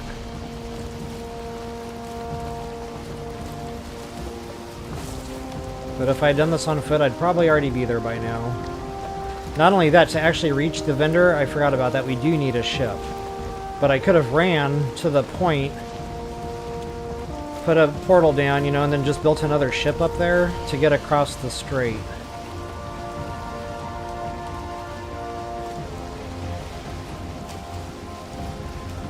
Because I don't know what else to do while you're just watching me sail around mindlessly. I kind of wish, like, you could do stuff on the boat. You cannot build on the boat. Like, I tried putting a workbench down, that doesn't work. Thinking, you know, oh, I can just repair the ship on the boat. No, you cannot. It's not like you can do any crafting or anything while you're doing this. This might have been that tricky part where it looks totally fine and it's really not. I'll approach this somewhat slowly.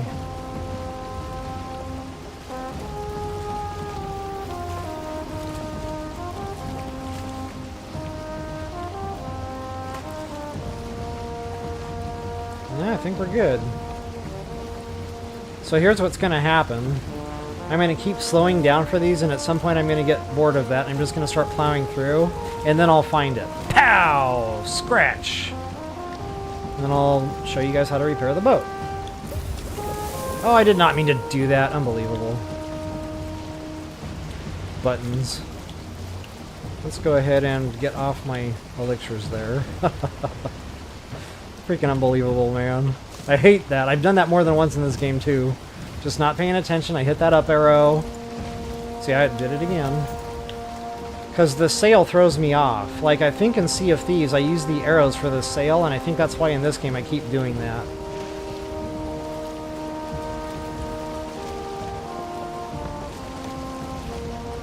Okay, so here's that little bow. So yeah, we're going to be making our way kind of back. And then the swamp. You'll see the swamp biome for the first time with me. And guys, that is scary. Like, I kid you not. I was a little underprepared when I hit the swamp. I think I had my bronze armor on, but it was not upgraded. And I saw the Droger at a distance, and I popped it with an arrow. It did no damage whatsoever. I mean, it might have, you know, but it was unnoticeable. And that thing ran me down and killed me. One hit me. Yeah. That was my first experience in the swamp. So, not awesome.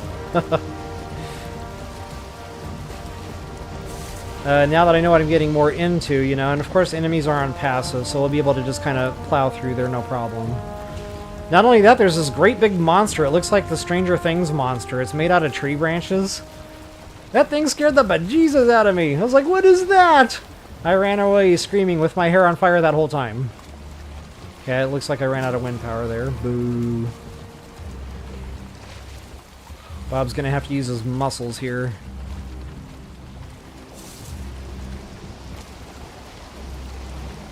That's true, Pink Parrot. It is somewhat peaceful. Like, I think I mentioned that earlier, and you probably just couldn't hear me say it over the music, but, like, sometimes I just look forward to getting back home from the gym, logging into the game, and just getting in the boat and sailing around. It's just relaxing. The music is awesome.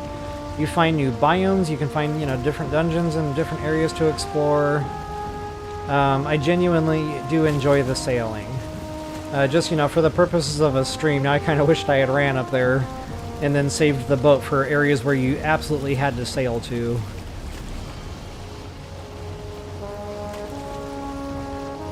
But, yeah, we'll still get there.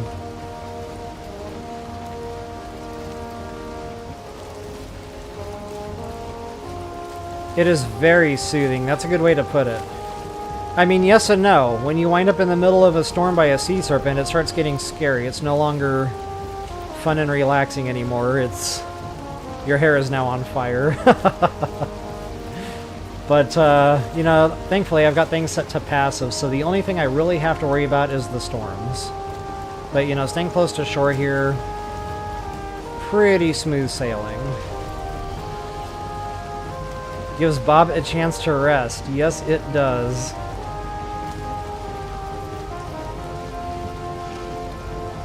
I have to put my bookmark in there. I kind of lost my place there on the chat. Hopefully I didn't miss any chats there. I've been trying my best to keep up tonight.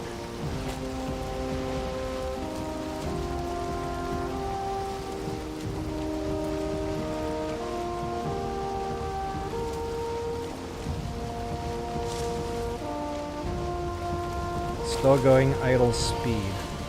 But yeah, once we round off this little bit of a bow, we'll start going more in like a north, maybe slightly northwest direction. North-northwest-ish. And we'll see some swamp coming into view, and about that time we should see the map marker pop off on the mini-map for the vendor. And we've already got our boat, so all we have to do... And I'm going to drop a portal, because that's actual ocean that we have to cross. It's not a lot of ocean, but it is ocean nonetheless. So the smart play is just take a minute, put the portal down. That way if you do, you know, the worst does happen, at least you have a portal.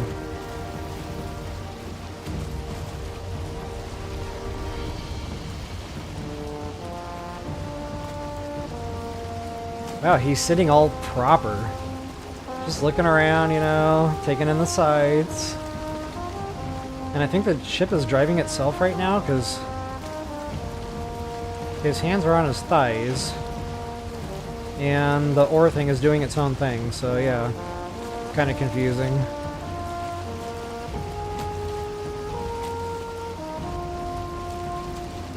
And wow, I just got hungry. I'm not hangry yet, but I got very hungry very quickly there. I wonder if I can get away with letting the boat just go while I step away to go grab food. In theory, that sounds like it would work out beautifully. But sometimes the way things happen in practice are not the same they happened in theory. Or you thought they would happen in theory. I don't know. I mean, literally, I can see my TV from the kitchen. So, like, if I do see, like, danger zone stuff coming up, I can always run back in here and pause the game real quick.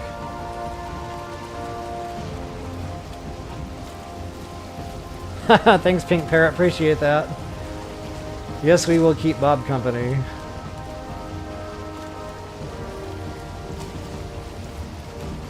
I'm trying to think of, like, what is dinner tonight? I know I need to eat vegetables because I haven't had vegetables today.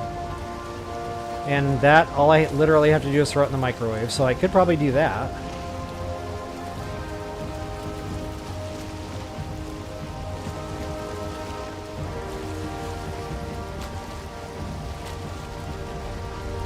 And we're going idle speed anyway.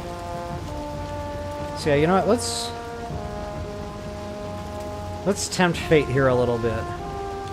Dropping a hard save won't save me here, by the way. Because if you do biff it or die, the game like drops an autosave, so it's like it overwrites that save.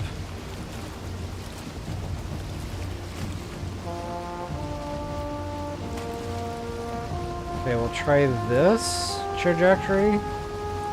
Slightly right, and hopefully that'll keep me away from land.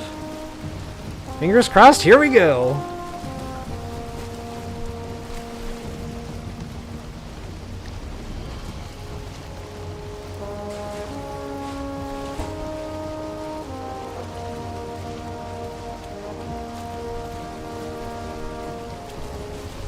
Wow, that land comes up awful fast. I was looking at that through the kitchen. I'm like, maybe I should run back to the couch and do my food preparation here. So I don't know how to cook vegetables. And I know that's weird because I'm mostly vegan. I'm not a strict vegan. I'll have a piece of meat every once in a while, but for the most part, I'm a pretty good vegan. I have no idea how to cook vegetables. Every time I've ever tried to cook my own vegetables, they taste like garbage. I try seasonings, I try experimenting, it's always garbage. So anyway, I just buy them like pre-flavored and pre-seasoned now, and it's probably not the most healthy. Uh-oh. I don't want to be in the ocean. Because it can just like get bad out of nowhere. So yeah, I'm going to try to get closer to land here again. But, so yeah, I don't know. I'm kind of stuck with the high sodium pre-manufactured vegetable concoctions that the store has. It is what it is.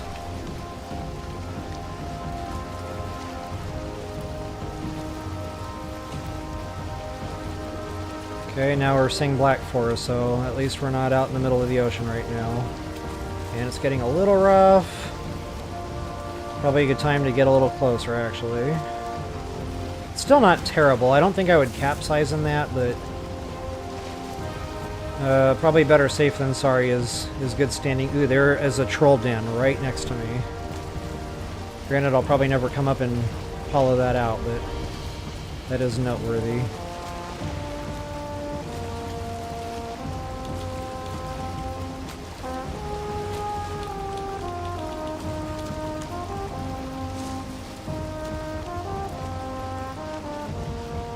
Did that take? Yes. So those troll dens don't always have a troll inside, but it's probably about 50-50 in my experience, but they're usually pretty stacked with loot.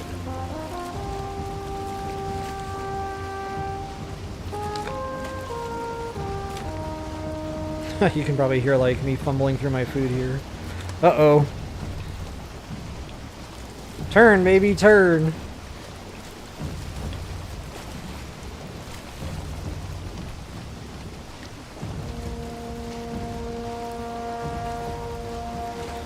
And let's see how good I am at multitasking. If I can prepare food, manage the video game, and keep up on chat window, I am a rock star. And right now I'm having trouble looking at the chat window, I'm not gonna lie. Yikes! Okay, I can't do this. I gotta pause the game and go deal with the food thing. I'll be right back, guys.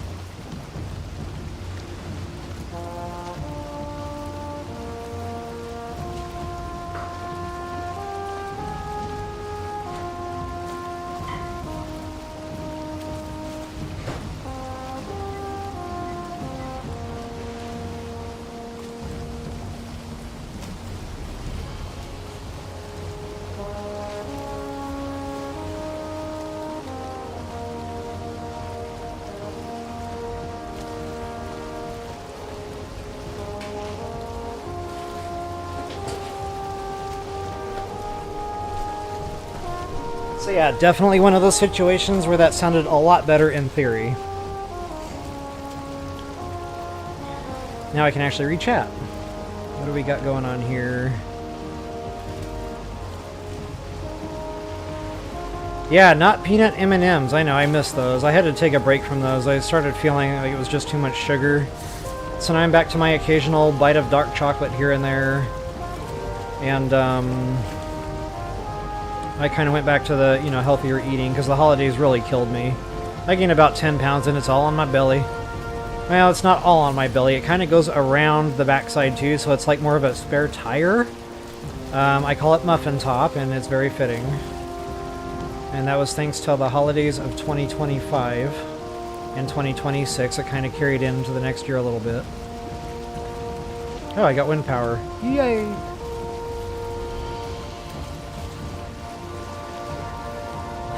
Yeah, no autopilot in the Bronze Age.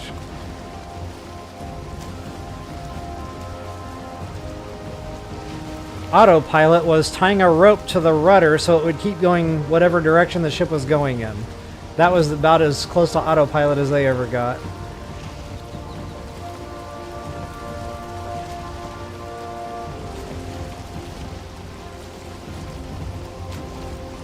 Okay guys, there it is. You saw that t-shirt. I don't know when that happened. I just now noticed it on my mini-map. So I'm going to kind of put the brakes on here and just show you what we got going on. So, there it is. That pops up at a decent distance. I don't know how far, you know, that is, but it's several hundred meters. So, you know, that's why I recommend sailing the shore to find your vendors. Now, if you're playing along in my map seed, you're going to find it in the exact same place. There's 3 different types of vendors. There's this one, I can't remember his name. There's another one down here somewhere, can't remember his name. That one's in the Black Forest. This one's in the Meadows. So, there's our swamp. Yep, we're here. Wow. Right on target. So you can already see the different types of trees, and it's kind of getting scary. Yeah, that's the swamp.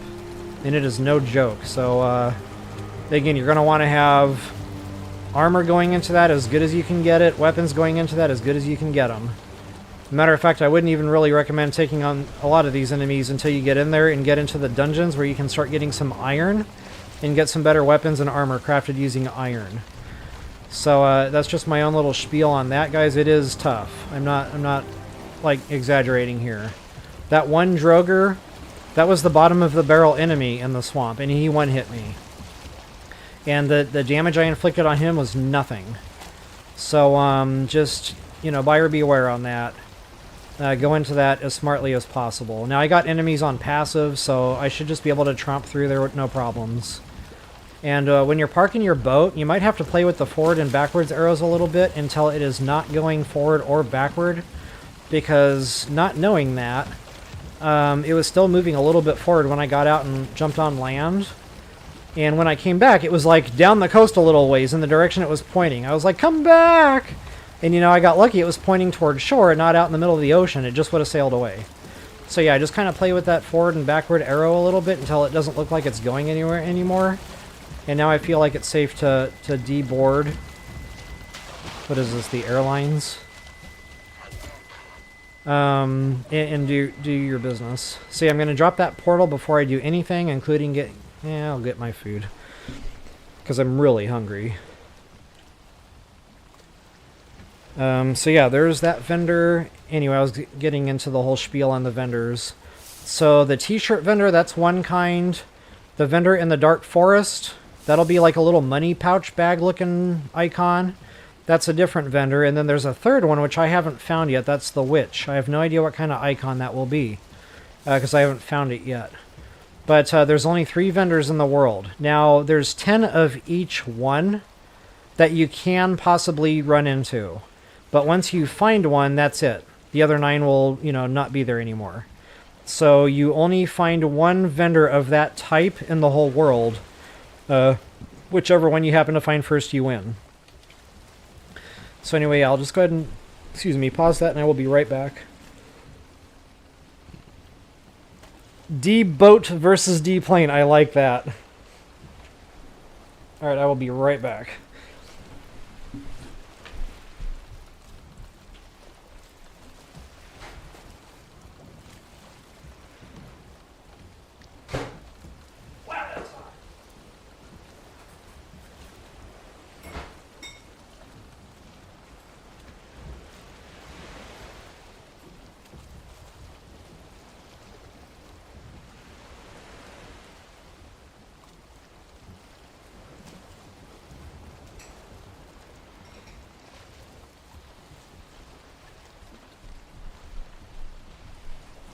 Wow, I think that went in a little longer than it had to. Like, the bowl is even hot. Ouch.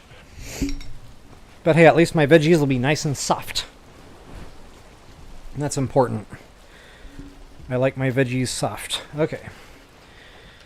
Funny thing is, in my first playthrough, this is where I tried putting down a little mini base. Again, just a bed, just a little structure to cover the bed, and a little bit of a dock here so I could go fishing. And guys, I gotta tell you, within an hour, I got attacked twice. I had nothing here. I had no fence up, you know. It was just supposed to be a little building, a little bed, and a little dock. And 2 base attacks. I was like, yeah, this is just too much. And that's on normal mode. So, again, I feel like normal mode is more like a hard mode. So just keep that in mind. You know, if you're going to try to put down a little bed, you're going to get attacked. And it's going to be frustrating at some point. So you might want to consider that passive enemies, at least until you get your base established. Alright, so what I really need to do here is just get my hammer out. Stop! Hammer time! Get that workbench down.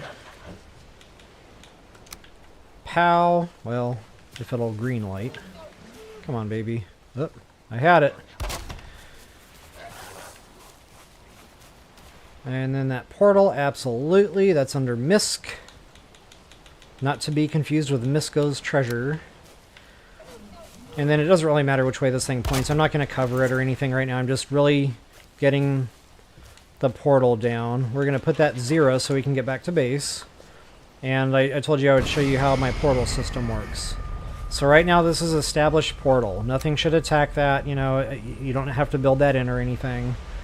But if you are playing on regular mode where it's not set to passive on your enemies, you might want to surround that with some stake wall, and maybe even a couple of layers of that stake wall, because again guys, those Drogers, they really pack a punch. And enemies that are aggroed are known to go after the portal. So just bear that in mind. But anyway, I just want to jump back to base real quick. Just to reset the portal number here. Come on, Bob, figure it out. And that'll conclude my little tutorial for how to do your portal system. Alright. So, number 0. Number 0, I'm back at base. Yay! I've only got one other portal out in the world right now, and that's number 1. And that's up in the Black Forest somewhere where I've been farming. Right there. So here I will want to name this one number 2.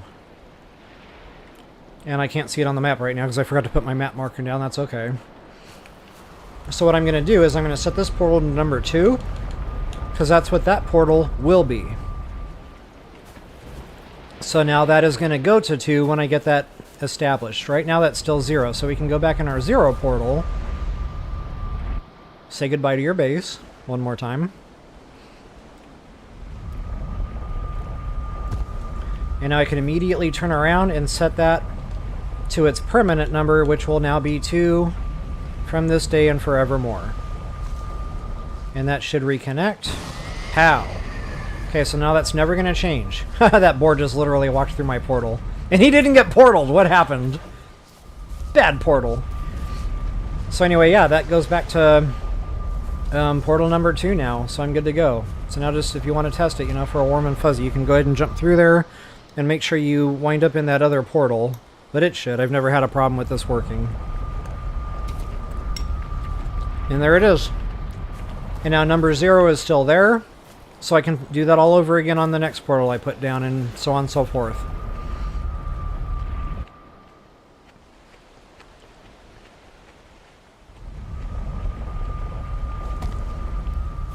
And before I do anything else, I'm going to go ahead and put my map marker down. And I like to tag them so I remember what portal has what number, because it gets to a point it gets out of control. I probably have about 20 or 25 portals down in my other game, and I had to start numbering them all because I couldn't remember what went where anymore. So yeah, anyway, we're just going to be crossing this little bit of ocean right here. Should be fine. Normally I would do that during the day when the sea is a little more calm, because you can see it's really starting to kick up there. Yeah, I'm just going to wait. I could go back to base, you know, sleep the night away. Maybe I'll do that.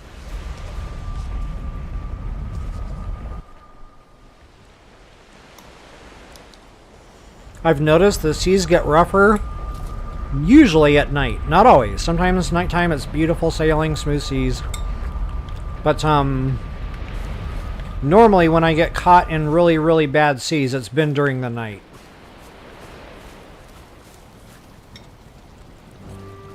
Hot!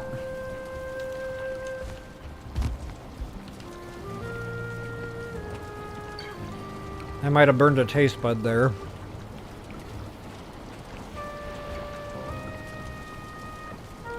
I don't know if anybody else ever experiences this, but when you burn your tongue, you immediately know you burned your tongue. And you immediately know your taste buds are shot. And it's going to taste like sandpaper there for a few days. But when it happens, you're like, no, I didn't burn my taste buds, it'll be fine. And then you live in denial for about an hour or two. And then, yeah, at some point you just have to accept defeat and realize you burned your taste buds. Am I the only one that ever does that? Ah, I tried so hard. Poor Bob. Uh-oh, running out of health.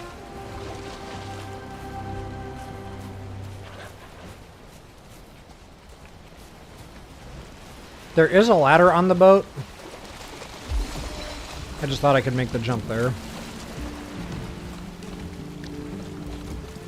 Alright, so let's go ahead and back out. Exciting times, guys. Getting to this vendor, it's huge. 2 vendors back to back is even more huge. Now, this stream has already gone on 2 hours. I'm not going to sail all the way to the next vendor now. But I will be going over there sooner than later, because that's the guy that has my fishing rod.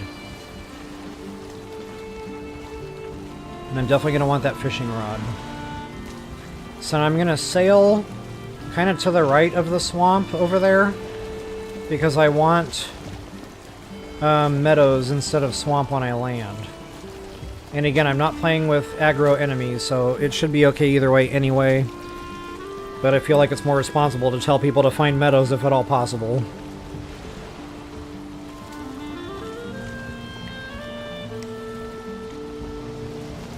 So I'm eating like one of these... Uh-oh. Wow, that's really rough seas, isn't it? I need to pay attention here. You don't want to do sharp turning either. I read up on like how to keep the karve or whatever this thing is called from sinking in the ocean. And it said, yeah, you can capsize. High waves will do it. So it says to try to drive straight, don't zigzag too much. Keep the sail up and just drive idle speed. And just from my seafaring days when I was a 12-year-old kid playing around with a little boat in the middle of the ocean, it's better to like drive into the wave, like head on, at a 90-degree angle as much as possible. And the boat has a better time getting over the waves that way. Oh, that's making me nauseous. Not okay. Stop it. But hey, the meadows are right here, so I'm just going to go ahead and park it. Get out of this water as soon as possible. Bad thing is I don't have a portal down on this side yet, and there's no way I'm swimming across the ocean to get back over there. I don't think I have enough stam packed for that. And wow, that's really rough. It's bad parking the boat when it's rough waters like this, because it bangs up against the shoreline. So if you can find some, like, still water, that's where you want to park. This is probably about as good as it's going to get. I can probably go up just a hair more, just in case that really starts getting rough again.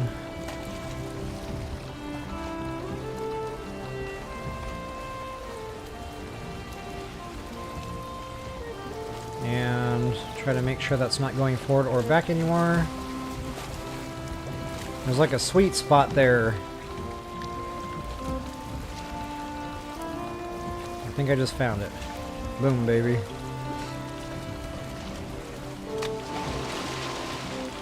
Alright guys, joyous moment. Vendor time. Now I don't have my gold or anything yet, and that's okay. I'm going to put down another portal over here so that I can go back to base, grab the gold, and we can come back and do a little bit of shopping. I'll show you what all he carries. And in fact, I think on my other save file, I built my little mini base like over here somewhere. And I figured out how to get the boat through the rocks to, you know, park it where it was like really still water. So I'll just go ahead and put my portal down over here somewhere. It doesn't have to be perfect, just kind of out of the way. But at least I'm in the meadows. Oh, I forgot to tear up the workbench.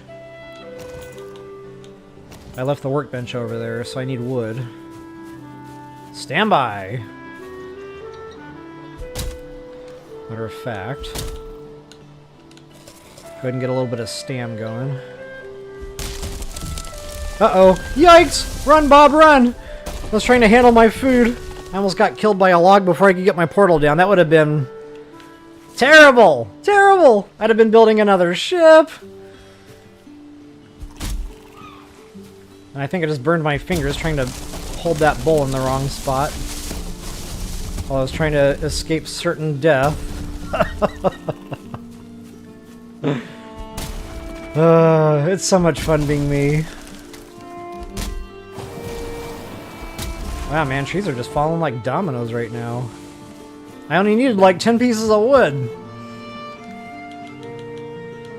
Okay, workbench first.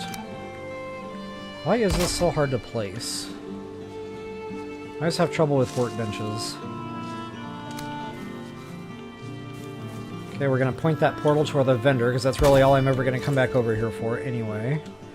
Now I'm going to set this to number 0. Again, I want this to get me back to base right now. And that should connect. I'm going to go grab my gold, and we're going to come right back, and we're going to go shopping. I wish I could say everything was half off, but no.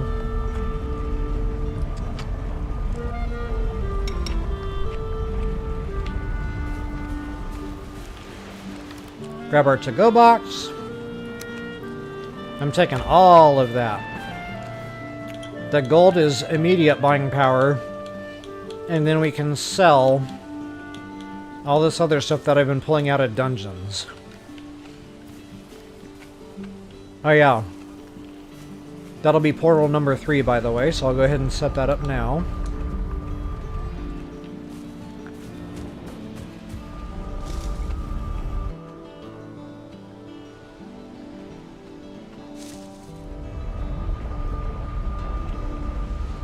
Okay, portal number 3. Check. That should connect. Booyah. Map marker. 3, baby. Drop that save.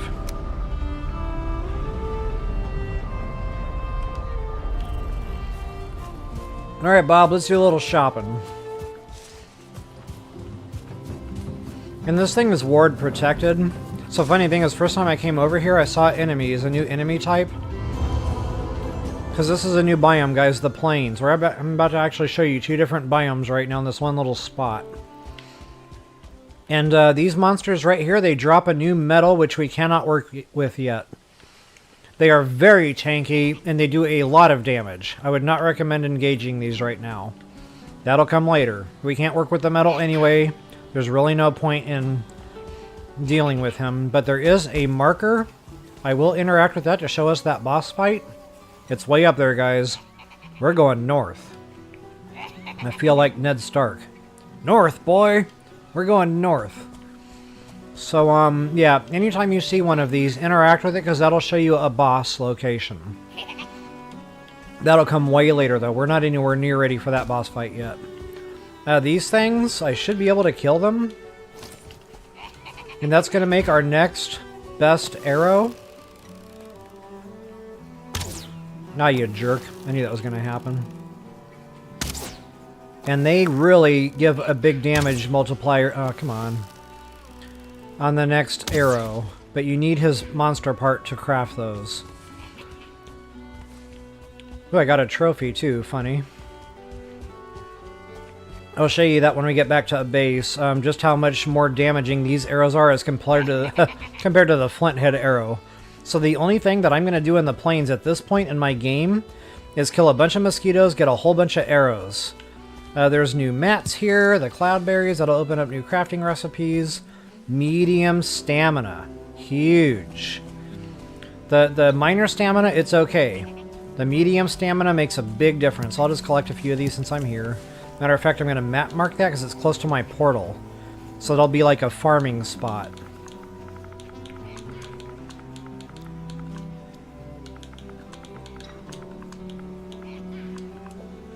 And then I'll know that, you know, future reference for some real quick cloudberry farming. I'm going to dip my head into the swamp just real quick because we haven't done that yet, just to unlock the biome. And show you guys just kind of what it looks like and just how scary it really is. And I'm not going to be attacking anything in here. Nope, not yet. I mean, I probably could kill a Droger if I do the backstab and just keep swinging. Not a 1-star. No, sorry, Bob. Haha, see what I did there? No, sorry, Bob. So yeah, guys, again, it's just real creepy in here. Things come out of the woodwork at you. There's a lot of skeletons. There's a lot of Droger. But the main thing I need to find in the swamp is going to be the dungeons. That's where you get the metal. Oh, there's another fun thing to kill. Hopefully he doesn't kill me. I mean, if he does, I got the portal down. It'll be fine. Okay, that'll make another real good crafting recipe. You see that medium healing. So the days of minor stuff are done for your stamina and health. I will start now crafting medium stamina and medium health replenishment when we get back to base. So yeah, just, again, new biome, lots of new creepy stuffs to kill. But again, the main thing, guys, is going to be the dungeons. Now, I didn't find any dungeons in this little area. I did find dungeons, however, on the other side over here. There's 2 of them right next to each other. That'll be another stream. That's going to be very time consuming, but that's going to get us out of the Bronze Age and into the Iron Age, or whatever the heck they call the next age after we got out of the Bronze Age. I might have to Google that. But yeah, so that'll be the next stream. We're going to be getting into some iron, and that opens up a whole new set of armor, a whole new set of weapons, and it's a really beautiful thing. But we cannot actually access that metal until we defeat the second boss, the Elder, because the Elder will drop a key. All the dungeons are locked. You have to have that key. So yeah, that's it, guys. And of course, if you're playing along with my map seed, you'll be able to find all this stuff too in the very same areas. It's all the same. I really love this map seed, guys. It was just a whim, you know. We played it, and then I played it, and I was like, you know, this map seed is really good. Like, everything is right there. You find your vendor, there's 2 biomes right there. Like, you can't beat that. These mosquitoes for the better arrows. That was absolutely a huge early game. I wonder if I can actually hit this guy. He's all over the place! I knew that was going to happen. You have to anticipate it. Ah!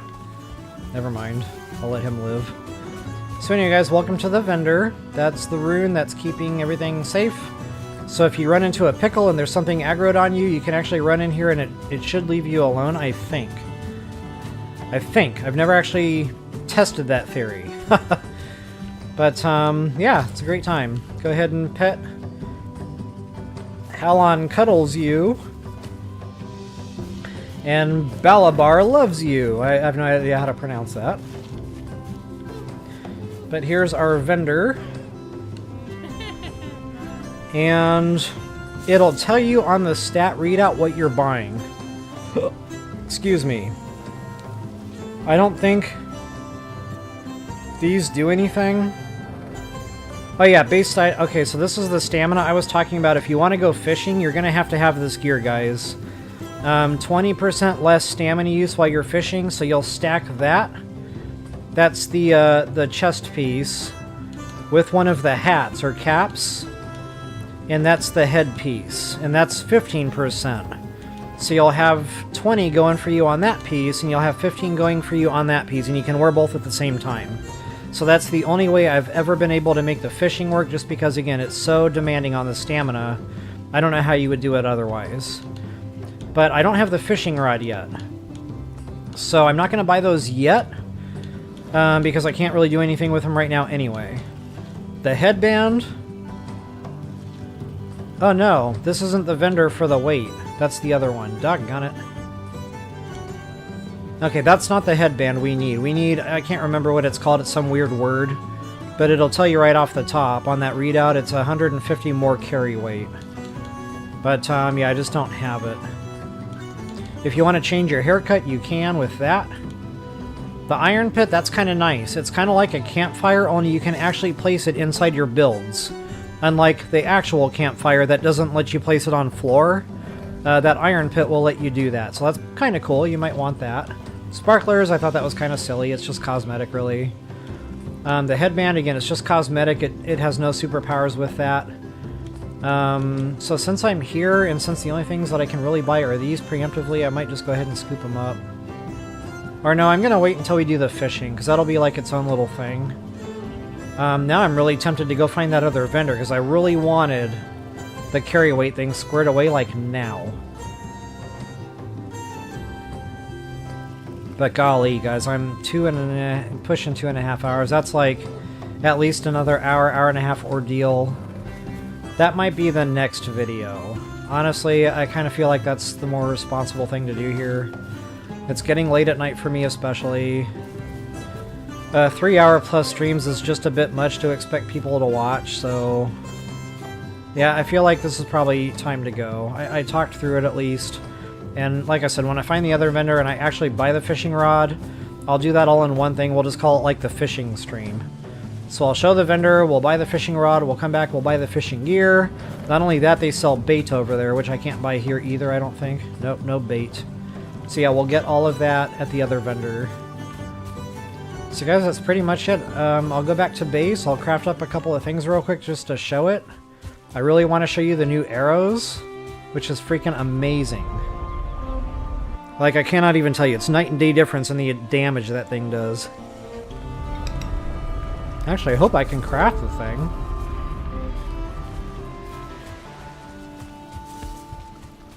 I know we need feathers.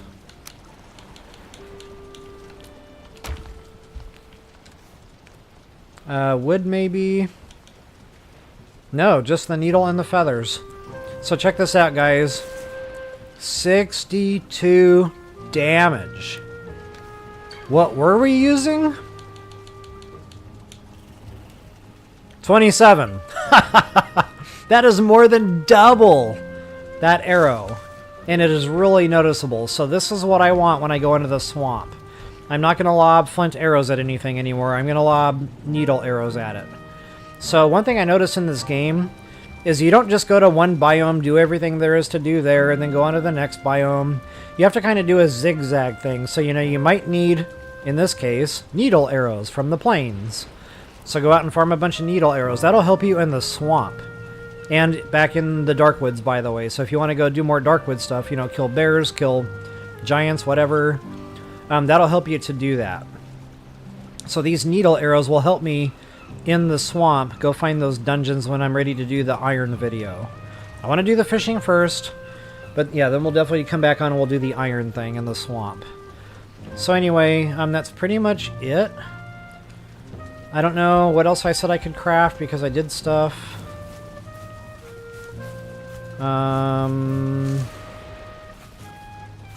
I know I said there was something else.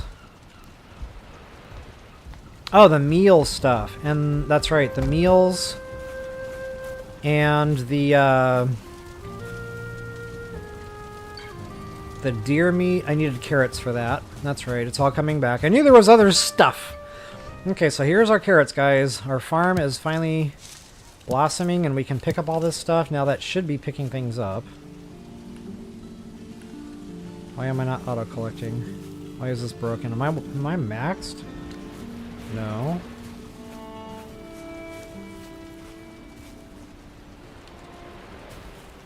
Oh, I'm full. Yeah, I am maxed. I was looking at the weight. I didn't even see that great big checkerboard that was completely filled in, jeepers. So much fun being me. So I'll just craft whatever I can in the needle department. And it's not super taxing. It's only 4 needles for a bundle. So, you know, you can go out, kill 10, 20 mosquitoes, you know, have arrows for days. Oh, I'm out. So yeah, feathers and needles can go in here. That'll be for arrows. I got tree sap and seeds I don't need. That can get dumped.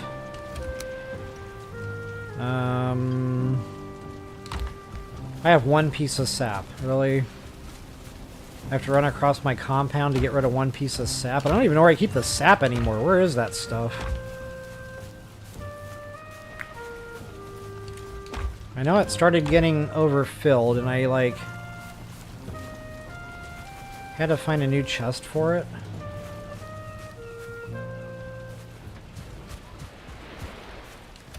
That's right, I have some over here. Okay, that's squared away. That gives me a little bit more wiggle room now. So yeah, go ahead and grab them carrots, and there it goes, guys. All those specks start popping off. There's that deer stew I keep talking about. The carrot soup is great for stam. I'll actually just show it to you here.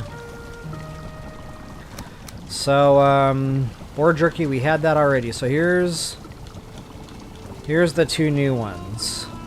All this other stuff I already... Actually, no, that's new too, but it's not great. The thing I don't like about that is it's 1 carrot for 1 meal. Now it's the same over here, but you get 45 out of the deal instead of only 40. So, you know, I like to, in my mind, I like to stretch the carrots out. So I kind of stay away from the mincemeat and I just go straight for the deer stew. Now, once we get the fishing going, that'll give us 45 per roasted fish.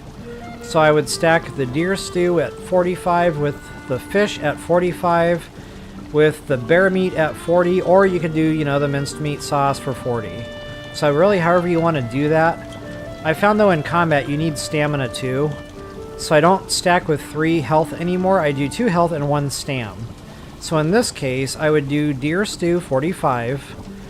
I would do probably the bear meat at 40, and then I would do the carrot soup for the stamina, the 45 on the stam there. And those three running together, you've got a good amount of health going into that fist fight, you got a good amount of stam going into that fist fight. So yeah, just all the way around, I felt like that was the way to go, so I'm definitely going to be crafting some of this stuff up. Oh, nuts. Knew that was going to happen. Give me some wood. Bob needs wood. I don't need a ton of wood, just a little bit of wood to get the fire going here. Because you cannot go into the kettle inventory until you turn it on. Hey, Sunny Family! Welcome, welcome! Good to see you tonight. I'm pretty close to wrapping things up here, but I just wanted to show what we can get our hands on now with the new ingredients. So here it is, guys. Mead Kettle. Frost resistance. I talked about this a long time ago. But now that we got that blood bag from that leech I killed in the swamp, and we're going to be getting more, guys. Lots more to get when I go back into the swamp and do that whole iron thing. But that blood bag, it's going to be a big ingredient, not only for that frost resistance, but I think it also goes into the medium healing, yes. So again, that's going to be a big demand on that blood bag. I don't think that goes into any... Yeah, that does go into a cooking recipe for an actual meal. But I don't think I have that unlocked yet. I think we need like onions or turnips for that, which I don't have yet. We'll be finding turnip seeds in the swamp also. Kind of like we found the carrot seeds in the Dark Woods biome, we'll find the turnip seeds in the swamp. And that'll be an absolutely huge, that'll be game changer, because that is a big meal. You put the blood bags in there with the turnips, with one other thing I can't remember, maybe carrots or something. And that's like 50, 55 maybe, it's a big meal. So it's definitely the way to go. Definitely the way to go. So anyway, yeah, again, guys, just a lot to come. I'll finish running through the crafting specs here for y'all. But guys, the frost resistance, I talked about this a long time ago. Earlier game, I showed you guys I found the snow biome down here. There's another little chunk over here somewhere, which I didn't open up yet on the map. But there's also a little bit of snow biome, like, north of this area somewhere. But there's a really big snow biome area. And that's the one I'm going to go to first, just southeast of the vendor. So I'll follow the coastline kind of down toward here somewhere. And there's a nice big snow biome right here, and it's got a frost cave. Again, new stuff, new ingredients, new seeds, I think. Onion seeds come out of the frost caves. So we're really going to get cooking very early on in our game. I still consider this early game. But you guys know me, level up royal style, arm up, suit up, and eat up super early in the game. Better gaming experience. So that's why I kind of set up this playthrough the way I have so far. There's a method to my madness, guys. It's coming. We're going to have the iron armor. We're going to have the meals. We're going to have the iron weapons. And we'll just be able to tackle pretty much anything the game can throw at us, at least in these starting out biomes. That'll get us through the swamp pretty easily. Black forest, meadows will no longer be any kind of consequence. And it'll just be a lot of fun. So yeah, we'll definitely be getting some frost going. We also need the wolves for the next super suit after the iron set. I can't remember what they call that now, the wolf something or other. Those are definitely in the frost biome. So yeah, there's our medium health. Poison resistance we already had. There's the medium stamina, cloudberries. Yellow mushrooms, I told you guys we'd need a lot of them, and that's why right there for these stamina elixirs. And then, of course, the honey. We got our honey making, or our bees making honey, so that's no problem there. Alright, guys, I think that's pretty much it through the run-through. So what I'll do offline here is I'll just, you know, get some of this stuff crafted up and fermenting and get some of those meals cooked out that I mentioned. That way you don't have to sit here for the next 3 hours watching me do all that fun stuff. I might even pop back into the swamp briefly to go get more blood bags, but, just to make sure here I'm not missing any kind of new... I don't think so. I think all this stuff opened up when I got the bronze.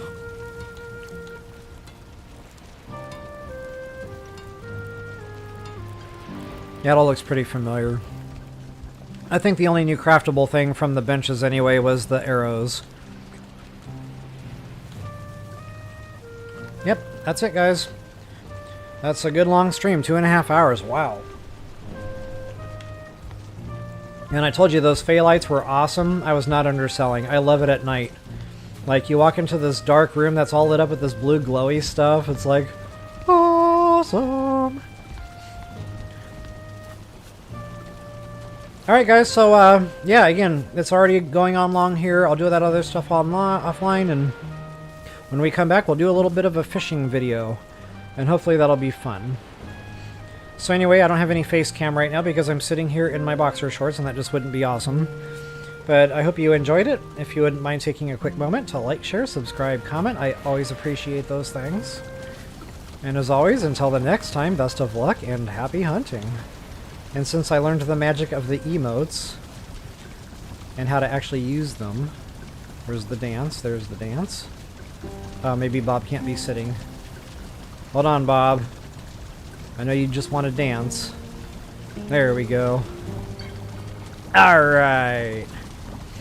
Alright guys, again, just thanks so much for hanging out. Definitely appreciated having y'all. Until the next time, peace out, y'all. Oh, thanks so much, Dee Dee. I appreciate that. It really is a fun game. I'm really having a blast playing it. It's not exactly a Zelda game. It's missing a lot of the puzzles. But wow, big open world. Just, I love the building. I love the crafting.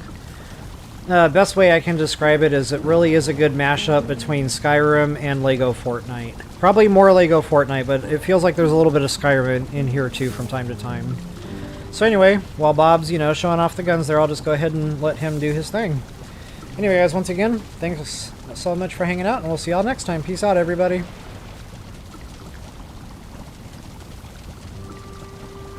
Yep, absolutely, Dee Dee. Happy to do it. I'm really enjoying this. My toes are actually wiggling. Loving it.